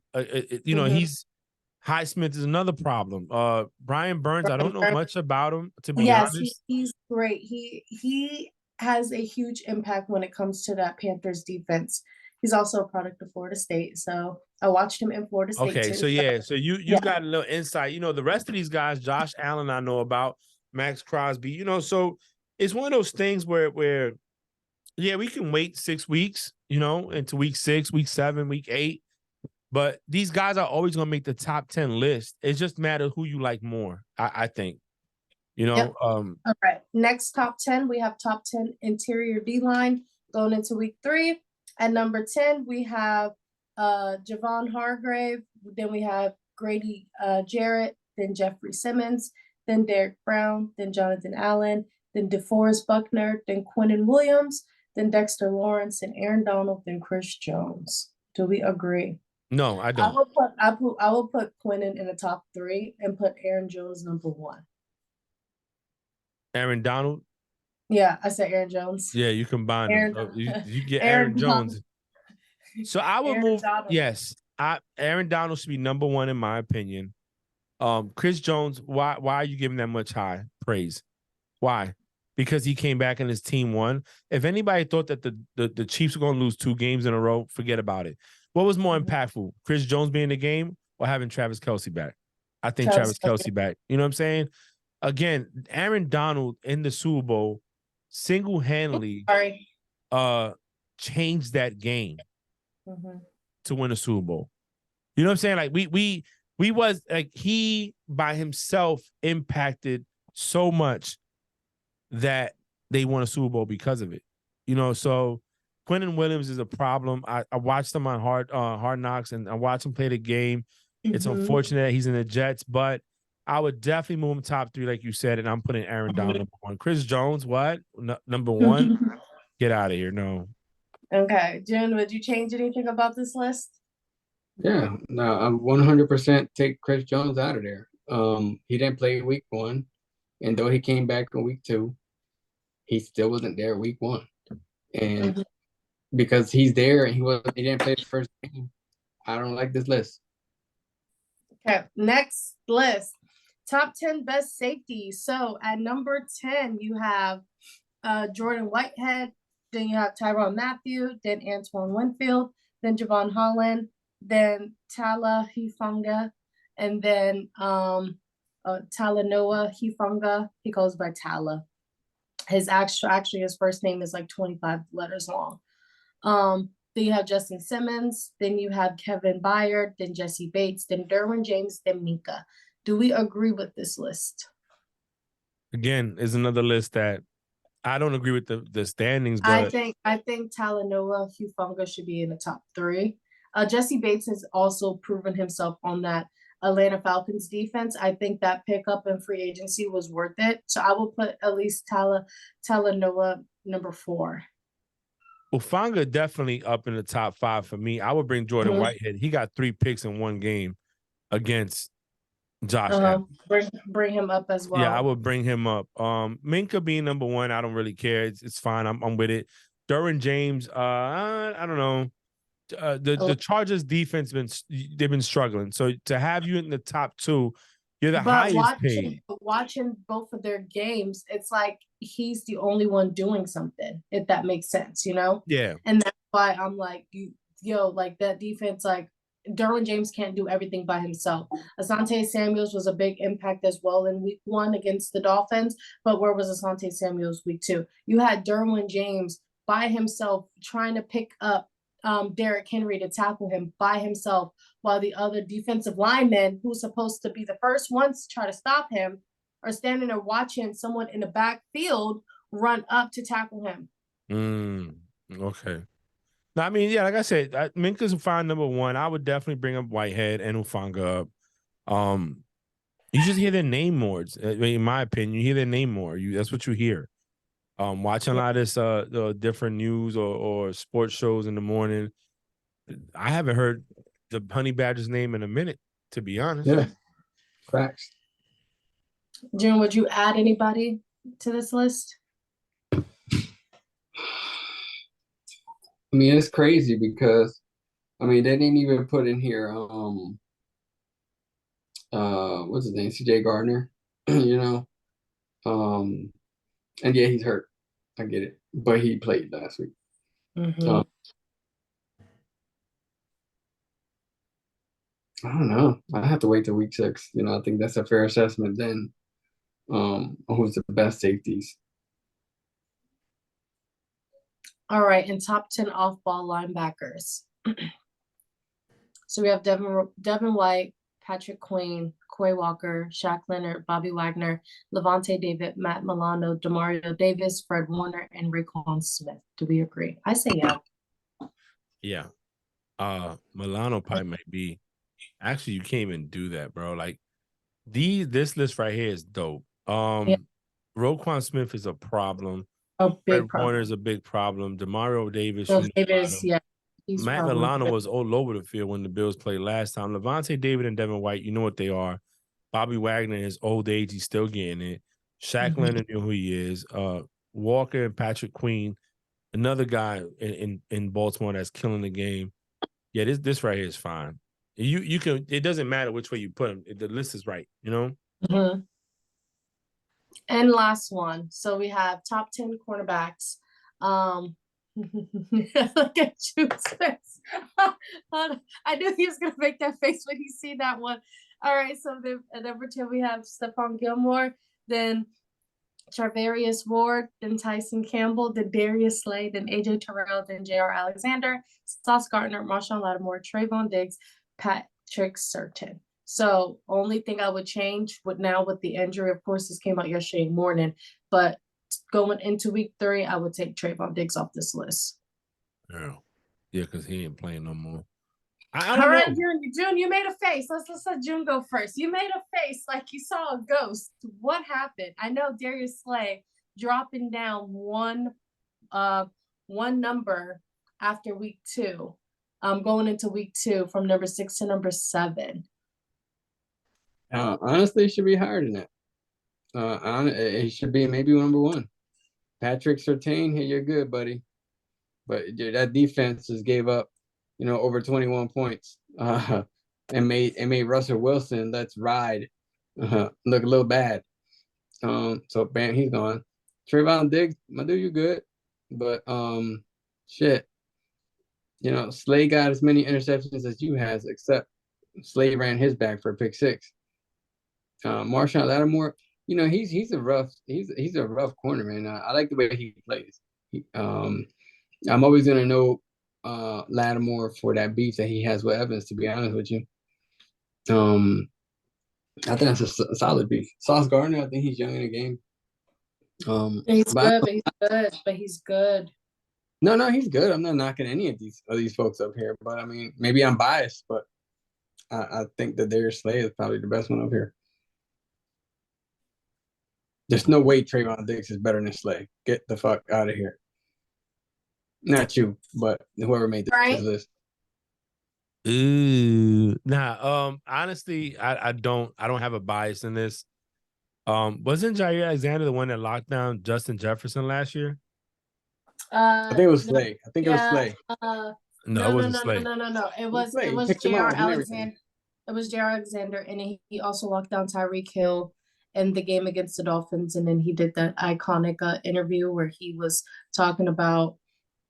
Yeah, and I think we can cuss Tua, but I'm not sure. We gotta wait to see what the doctors say. Yeah. He was criticized for getting burnt one game, but then he came back and he shut down Justin Jefferson. Sauce is young. I don't care. June is biased. Darius Slay. If there was a Patriot up here, I'd probably say I want him higher too. Stephon Gilmore, Super Bowl champ. We know what he is. He was good on the Bills. He was good on the Patriots. He's good on the Colts. He's gonna be good on Dallas.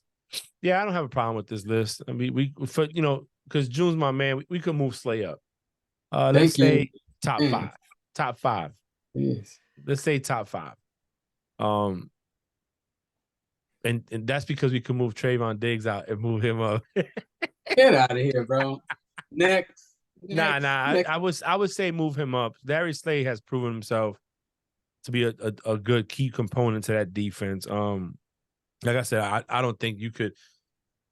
What are we doing number 1 and number 2 about? Are we doing it based off picks? Are we doing it based off tackles for loss, fumble recoveries, forced fumbles? What are we doing? Pass defended. What are we claiming this list on? And if it's based on who we think is going to matter more to a team, that's different. But if we're talking about stats, then I need to see the stats individually. I agree. Last picture, we already talked about it, but TJ Watt did break the franchise sack record. He did in 85 games, and James Harrison did 177 games. So big shout out to TJ Watt. That's good. That's 87 games less. Mm-hmm. Actually, 87 games less. That's crazy. Does it make you really think though, like how much difficult the game was back then? Because I mean, Harrison was a beast, so it just makes you think, damn, man, was it that tough back then? No, I don't know. It's not. I don't think it's tough. I think it's harder now because you really can't hit quarterbacks like that, But the teams that were faced back then were more complete in the AFC. Yeah, that's what you're saying. You see what I'm saying? Like, yeah, Ravens had a good defense. People had good offensive lines. You wasn't getting across. It's not to knock. Look, TJ's a monster. The Watt family produces monsters. But James Harrison was a beast, man. I'm sorry. He was a beast. Hey, he did it in 177 games, but he still did it. Right. You know what I mean? He's still a Super Bowl champ. He'll probably go to the Hall of Fame. So yeah. Watt gonna need that ring though. He gonna need that ring. He is. So now we're moving on to week 3 predictions. Are you guys ready to rumble? So we already got our Thursday night game. So everyone's tied with 1 point with that 49ers win against the Giants. All righty. What I wanted to say about that game was, people saying that the wide receiver should have helped out Jones. And people talking about Darren Waller on that slant. So I was watching Club Shay Shay with Chad Ochocinco after the game, and I was watching a podcast, and those are 2 wide receivers, and they were talking about how it wasn't Waller's fault that the pass wasn't caught. Danny Dimes threw it behind him in the out shoulder. He's at full speed, had to open his hips to turn back around and catch the ball. It wasn't going to happen. But then you hear Bart Scott or Bart Starr, whatever his name is, Scott, whatever the dude's name is. Bart Scott? Yeah, Bart Scott. The receivers got to help him out. That ball went by Waller dropped. He should have caught that. You were a lineman. You were a linebacker, bro. Linebacker, defensive line. What you know about that? No. I said it last night. You can't expect the receiver to catch the ball when you're throwing it high and behind him. If you want a tight end in the slot, and any receiver in the slot coming across the slant, you got to put that ball either in front of them into their pocket and they catch it, not behind them. So they can catch the ball and either make the stride or when they get it, drop down and protect themselves. Them passes yesterday, they dropped some, but Danny Dimes was not being Danny Dimes.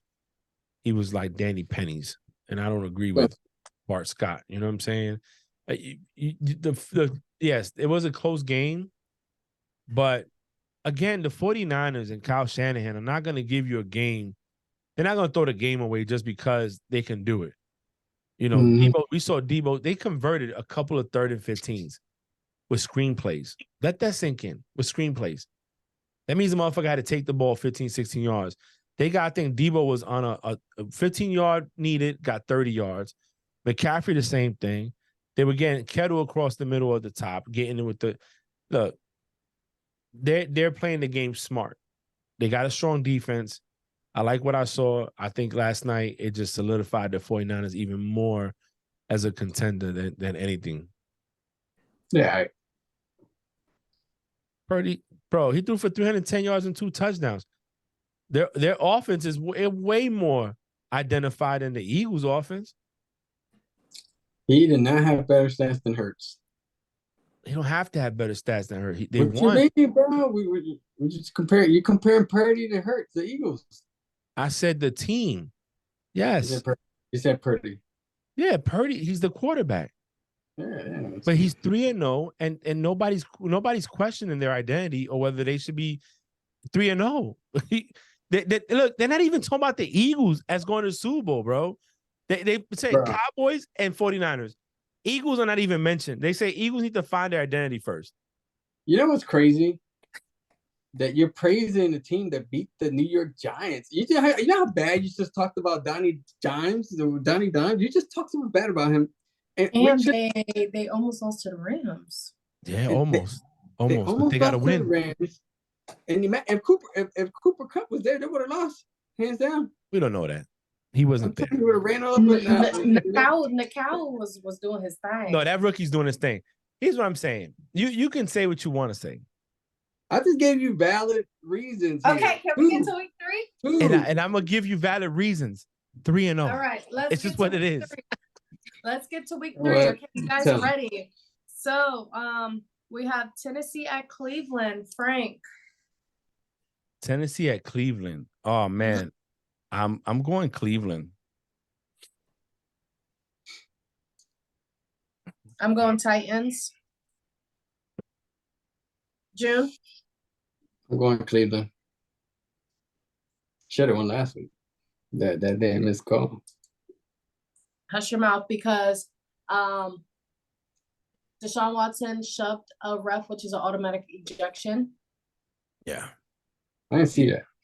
I heard about Everybody that, bro. saw it. They I didn't see replayed it, but like I heard 15 about it. times. Yeah. They replayed it like 15 He times. cost them the game too, bro. He had 2 face mask penalties. Like, bro, what are you doing? Mm-hmm. Like, what are you doing? Then we have Atlanta at the Lions.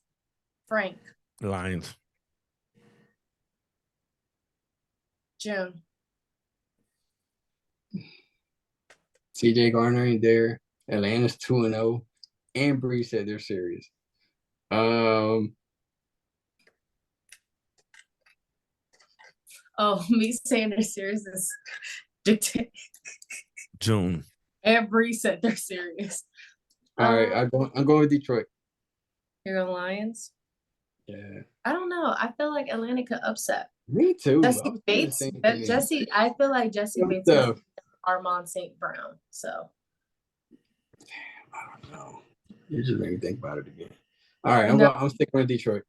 Okay. I'm gonna go Atlanta. Wow. Wow. Next we have New Orleans at Green Bay. Derek Going Carr. Saints. You're going Saints? I'm going Saints. June?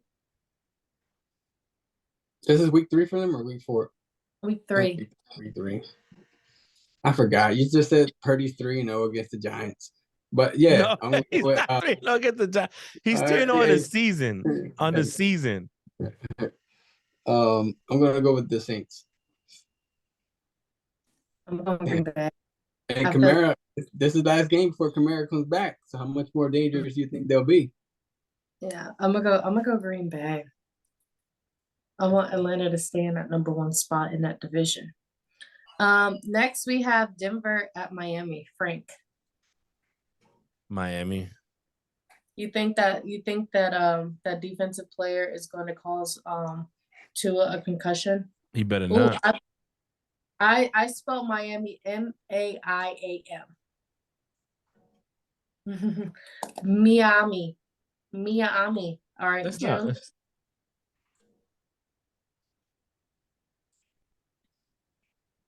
June. What was that?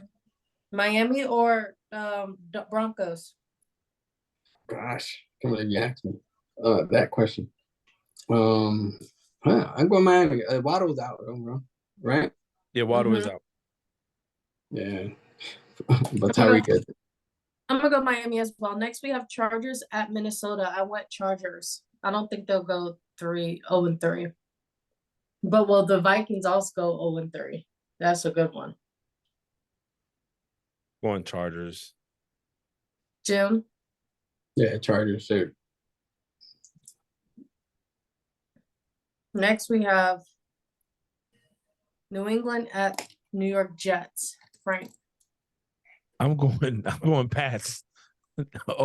If they lose this time, then fuck it. Hey man, tank the whole season. But goddamn, man, you gotta win. Patriots. I'm going Patriots as well, June. Me too. I'm going Pats. That would be funny as hell if they lose. Bro, they lose. I'm not wearing nothing Patriots the rest of the year. Next we have you gotta put together your room. This will stay up until they win again. No. Next we have Buffalo at Washington. Bills. June. I went Bills as well. Bills.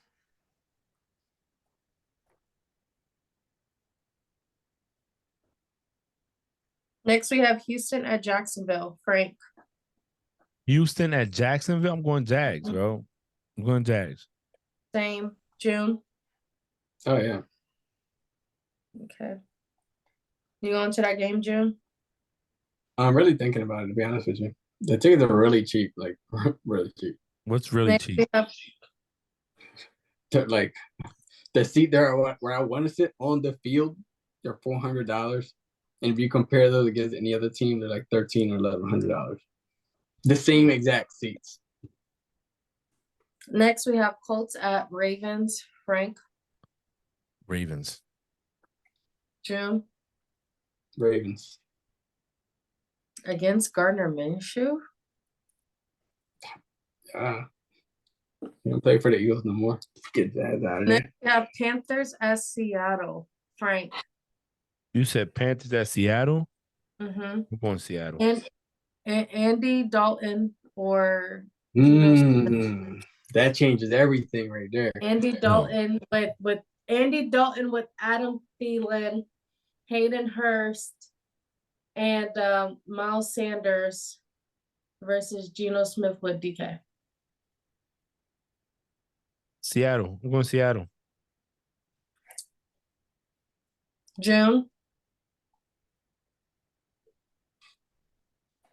I'm going Carolina. Me too.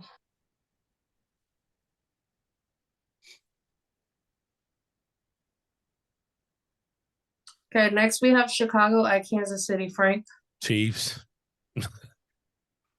June. Who they playing? Kansas City or who? Chicago at Chicago. Kansas City. The Bears. Yeah, Kansas City. The fact they even took that long, it's crazy to me. Like, I had to just process. Next we have Justin Dallas. Fields was very serious in his interview, so I think Next about we that. have Dallas at Arizona. I'm gonna stick with Dallas. I can't just get off them. Because I really don't know what Arizona's about. You know what I mean? You let the Giants come back and beat you. So June. It's tough.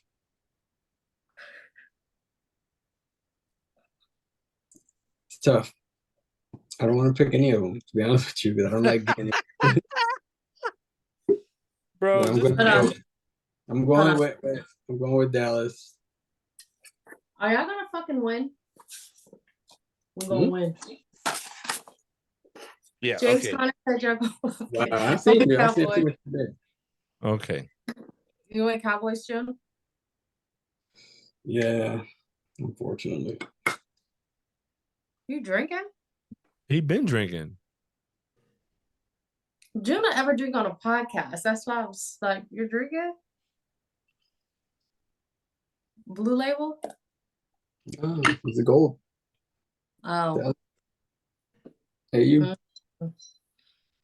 Next we have Pittsburgh at Raiders. Steelers at Raiders.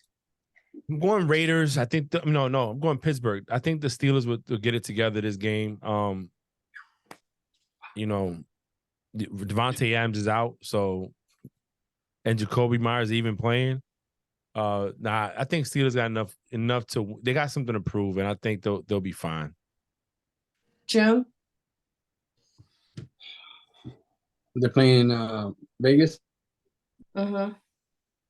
I want to go to that game so bad. Go. I want to. I will go.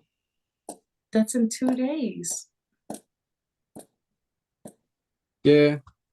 I mean, how far is the drive? 6 hours? No, 3. Oh. 3 hours? Yeah, I do it's that 3 shit with my hours. eyes closed. It's a 3-hour drive. Oh my God. Let me look.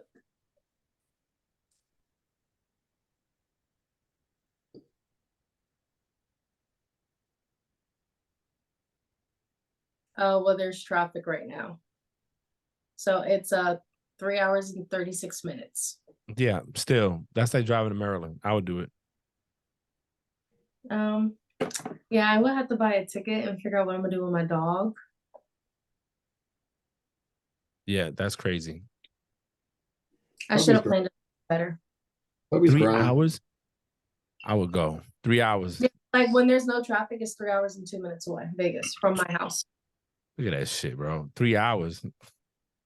I'm an hour and a half from LA, 3 hours from San Diego, 3 hours from San Fran, and 3 hours from Vegas, and 5 hours from Phoenix.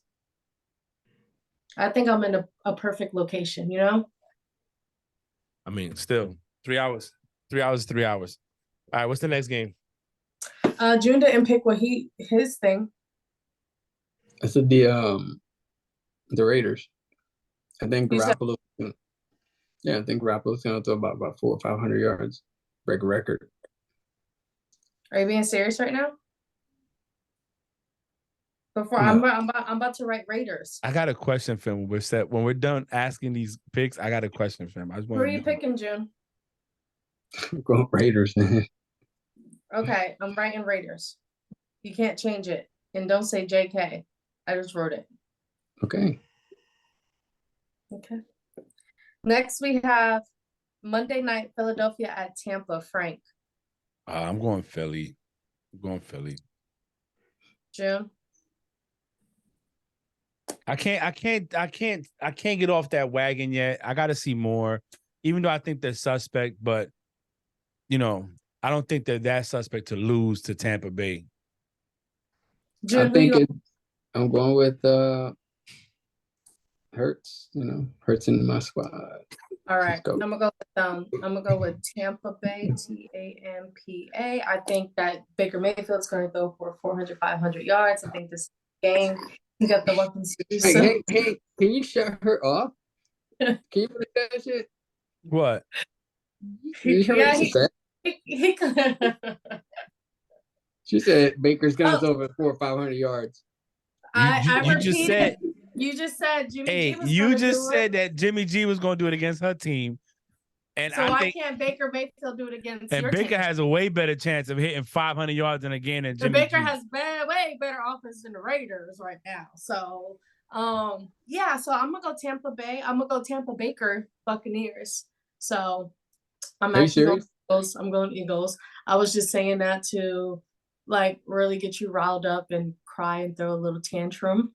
And the last game we have is the LA Rams at Cincinnati. I'm going Rams. I think the Rams can upset the Bengals. Yeah. Sorry, Blanco, if you listen to this. I'm going Rams. They are well put together. They almost beat the 49ers last week. They demolished Seattle the week 1, and they have a great weapon with Nick Howell as their rookie wide receiver. Aaron Donald right there for defense. Just don't let him touch Joe Burrow. Joe Burrow's in there. If they're smart, they won't play Joe Burrow. But I'm going the Rams. Their defense looks a little bit better put together than it was last season. Matthew Stafford seems to have a groove going on. Higbee and Nick Howell are holding it down for that defense. For that offense. And their new running back, because they gave Cam Akers, they traded Cam Akers to the Vikings.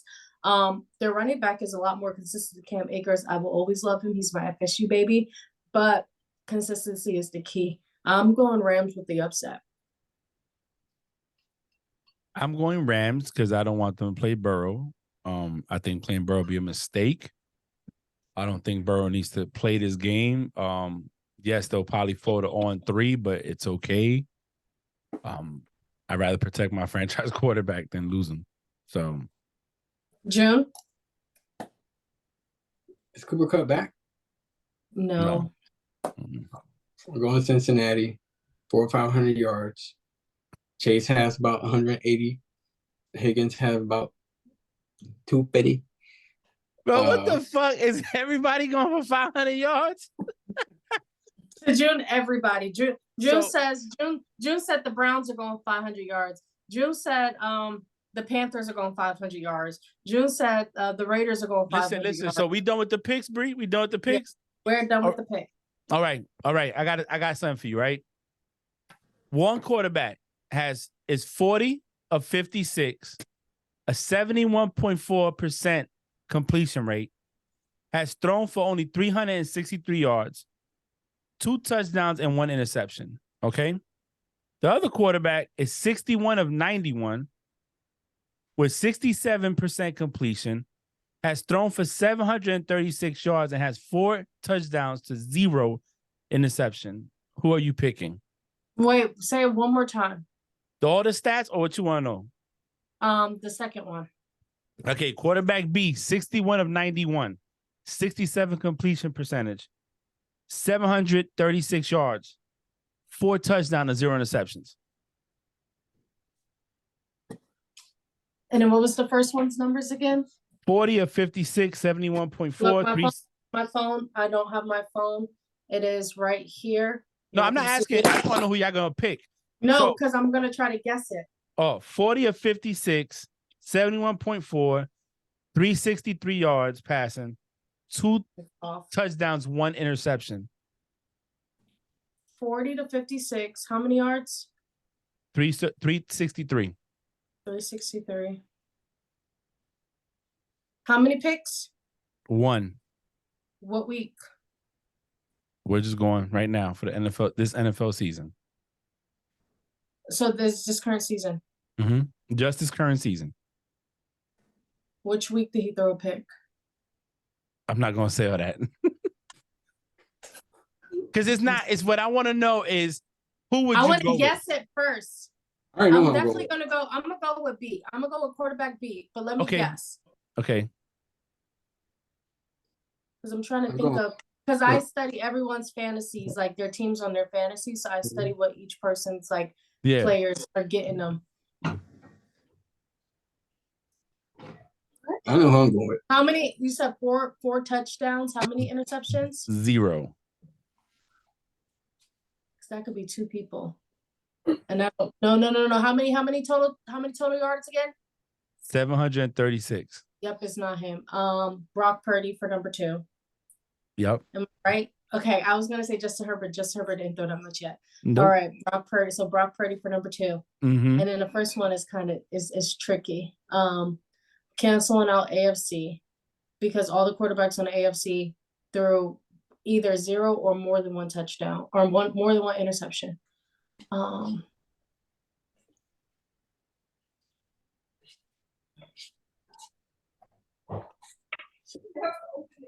I'm a guess. It's gonna be a big guess. Go ahead. Oh, I'm throwing this out the water. I can't. Is it Dak? Nope. And Dak- NFC though? Dak ain't throw no picks yet. But it's NFC? Mhm. I was right about that? Yep. He wanted to. Look at Dak, my football IQ. Dak wanted to throw a pick though, just to clear the air. He don't have one on the stats. What we Okay, wanted to do and what you so- did is so- 2 different things. So gonna do it this weekend. one pick. Mm-hmm. How many yards again? 360 200? 363. Not even 400 yards. All right, I know who I'm going with already. Is it Hurts? Yep. Yeah, I'm going with quarterback A. And I only did that because June was trying to knock Brock. But Brock's numbers, I did good though. Did I do good? I mean, you did great. You did great. I'm just trying to say, listen, June. I could have threw the rushing yards in there to help your quarterback out, but I'm not gonna do that. how many Defense rushing and defense. touchdowns does Brock have? Brock has 5 yards, Curious. and Jalen has 1,000 Bro. in 2 games. Listen, what I'm trying to I'm say just is this, curious, June. bro. What I'm Come trying to on. say is this right now, What? bro. Let's be real. Let's be honest, okay? In the NFC, the 49ers are number 1, bro. They're number No. 1. I don't see it. Let me look. They have an identity. Yeah, they have an identity. They're winning the games. Their defense is solid. What your team, AJ So- Brown and Jalen Hurts are arguing the sidelines, bro. You know, So right now, going into week 3 for standings in the conference, San Fran is number 1 and the Eagles is number 6. In the league, San Fran is number 1 and the Eagles are number 7. So here's They what have I'm. Tampa. They have Tampa, New Orleans, and ATL above. So I'm not going to Eagles. count that. Look, I'll be honest. The reason I brought this up, and me and June talked about this earlier, I found it to be disrespectful that the Eagles are not even in conversation to be contenders for the Super Bowl. I don't think the Cowboys are for real. I don't. And I'm going to tell you why. The weakest link on the Cowboys is the quarterback.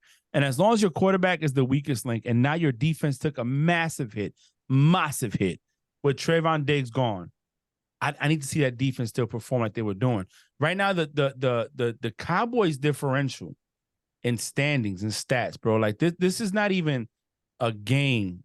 They're like plus 60 in points. How many they scored to how much they allow people to score. That team is ridiculous, man. I mean, Eagles are not even top 5. Philadelphia Eagles, and I'm not no funny, is 2 spots above the Patriots in total offense for 2023. You have the Dolphins, the Rams, the 49ers, the Lions, the Chargers, the Bills, the Browns, the Vikings, the Chiefs, the Saints, then is the Eagles. That's crazy. And total yards per game, averaging. So you guys are averaging 340 yards per game. So if you divide that by 2, Passing. yeah, rushing, bro. Okay, so rushing, y'all sitting at 325 yards on the season. 162 per game. The Patriots got 506 rushing yards. Like, come on, June. Let's be honest. The team don't look the same. Now, that's not to say that in week 16 or even week 8, the Eagles are not back on top and stroking like they were last year. But and we're not even talking about the defense, bro. Yeah, last year, your defense was the heart of it. Was the defense had 70 sacks total. This year, the Philadelphia Eagles, where they're at? Because I can't even see them. So Dallas, I'm trying to see, man. No, the Eagles are allowing in points is 48 points per game, but I don't know why they're so far down. What is this stat on? Oh, yeah, yards per game. They're allowing currently 378 yards per game. In the rushing game, as a defense, they're not even top 10. 1, 2, 3, 4, 5, 6, 7, 8, 9, 10, 11, 12, 13, 14. Where's the Eagles at? Okay, my eyes are playing games on these. I can't see them. And they can't be that low. Oh, my God. They are 31st in rushing defense. That's what I want. June. All right, whatever. All right, Bree, go ahead and close it out, man. Hold on, Bree, hold on. Bree. America. Hold on. No, man. Hey. Hold on, man. You got to say your piece. So yeah, go ahead, bro. Go ahead. So we got the 49ers, right? They scored 60 points in 2 weeks, right? Matter of fact, yeah, in week 1, what? They beat the Steelers, what, 30-7, right? Week 2. Week You're 2. You're too loud. I'm playing simple run. Week 2, they beat the Rams barely, by a touchdown, 30-23. All right. Then we got the Eagles and we got the Vikings. The Eagles scored 1 point less in 2 weeks than the 49ers did. And the 49ers beat the damn Giants. Right? So now they're going to the Super Bowl. That's the news on the street. Rumorville, they're going to the Super Bowl. They beat the Giants, guys. It ain't just that, bro. I'm not saying you guys beat the Patriots by 5 points. By 5 points, bro. Exactly, the Patriots. You should have beat them by more. I thought the Patriots were pretty good, to be honest. Oh, June, stop. And then y'all beat the Vikings by 6? 6 points? Actually, we did beat them by 6. We're actually up by a whole lot more. But it was scripted. But anyway, we have to be serious. We have to be serious about this right now. And this is the God honest truth. It is too early in the season for me to say that anyone is a Super Bowl contender at all. Because I frankly believe if the damn Giants had a damn average receiver and Barkley in there, it would have been a whole different game. I think if the Giants could pass, if Danny Downs would have just threw the ball better, they would have been a different game, to be honest. If we're being honest, you know what I'm saying? A lot of his passes that he were throwing were not bad. It was just they were falling. Like the receivers were catching them and then letting it slip out their hands. Once your fingertips touch the ball, you are a professional wide receiver. You grab it. Yeah, I think they had. I don't know how many drop balls they had, but I mean they were critical. They make Danny Dimes look like trash, like everybody was talking. I don't think he's a bad quarterback, to be honest with you. I don't either. I think they forced the ball to Waller too much, in my opinion. I like Waller. I do. I picked him in fantasy. I drafted him. Well, yeah, I would throw the ball to him too when all my other receivers let it hit their fingertips and drop the ball. Last year, the Giants. I can't count on my receivers to freaking catch when they're running. Those are like 30-plus yard passes, and they grab it and let it slip right in their hands, in between their hands. Last year, the Giants' issue was because they didn't have no receivers. They paid $10 million to God knows who. He's not there anymore, but he didn't do it. If they would have picked where their weaknesses or areas to improve nowadays. It's called damn man, pick some damn receivers, dude. Spend some money on a receiver. Yeah, you got Waller there, but shit, that's not even a factor. Slayton ain't it. Slayton ain't it. And then I'm sorry, man. I have to see a little bit more with the 49ers. I'm not knocking the Niners. I told you the other day during the game that Purdy looks good. And I like the way that he looks for being who he was and where he was, how he came on the team. I mean, that's amazing. I think that Purdy's going to get paid this year. But this ain't the 49ers year. Sorry, Shanahan. It's another year, buddy. Another year wait. I think it's too early. I think it's too early to make that decision. I will say this though. Week six, we will make some real predictions. For me, right now, as it stands, going into week 3, it's 49ers, Eagles, and then Cowboys.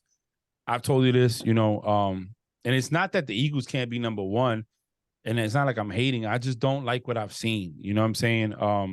Now, like you said, week 6, week 8, there's more chemistry. You've got 4 or 5 games under your belt. You're good. That could change. And, just like the 49ers could drop. So, for right now, that's where I'm at. But, again, it's the NFC. And now if we was talking about the AFC, it'd be a lot different. I'll be sitting here dissecting everything. But, no. I think you guys will be all right, June. No, I got to bust your balls a little bit, man. I'm not even tripping, dude. I'm over here designing the damn my new Eagles coin with 2 trophies. Well, June, go ahead and close it out, bro. Go ahead. I'll go first, and this first one, Hey, it's Friday night. It's Friday night. Me and Frank ain't got no job tomorrow. Neither does Bree. Oh, hold on, Bree, you going in the office tomorrow? Mm-hmm. All right, ain't none of us got a job tomorrow, so it was a long week, and on my end, it sure was. And I'll tell you, today was probably the best day that I felt in the last 2 weeks. So I definitely needed this. Definitely a blessing to be here. Sucks that Nikki ain't here, but she's getting some of that good mentorship and good leadership, which we'll talk offline about. Yeah. Stay blessed. Fly, Eagles, fly. Let's show Frank what we're made of. Yeah, show me. I want to believe again. Gosh, I wish we played the Niners tomorrow. No, you don't. I know the Patriots don't, damn it. Listen, I don't care. We 0-2, bitch. Shit. Hey, America, listen, thank you for tuning in. Bree's gonna finish it up with everything else. I just love when June and I get to have this friendly banter and go back and forth. Anyway, it was a stressful week for me too. I was all over the place. It was your first week not having a job, man. How did it feel? It feels great. Actually, no, I'm gonna tell you something. I don't know how it feels. Ask me that question when we record on October 7th or 6th or something like that. That'll be officially I'm done. No contract, no nothing. Ask me then. But no, look, always a pleasure. Bree, again, thanks for the topics. Week 3. Let's get it. Go ahead, Bree. Okay, always a pleasure doing this with you guys. Week 3 started on Thursday. We're finishing out the week starting on Sunday. So I hope everyone has a great and safe weekend. Football comes on Sunday. College football comes on Saturday. Thanks for listening to Frank Presents a Play Call. Follow us on all our socials. Don't forget to listen to us on our socials as well. Thanks for tuning in. Bye. Peace. Peace.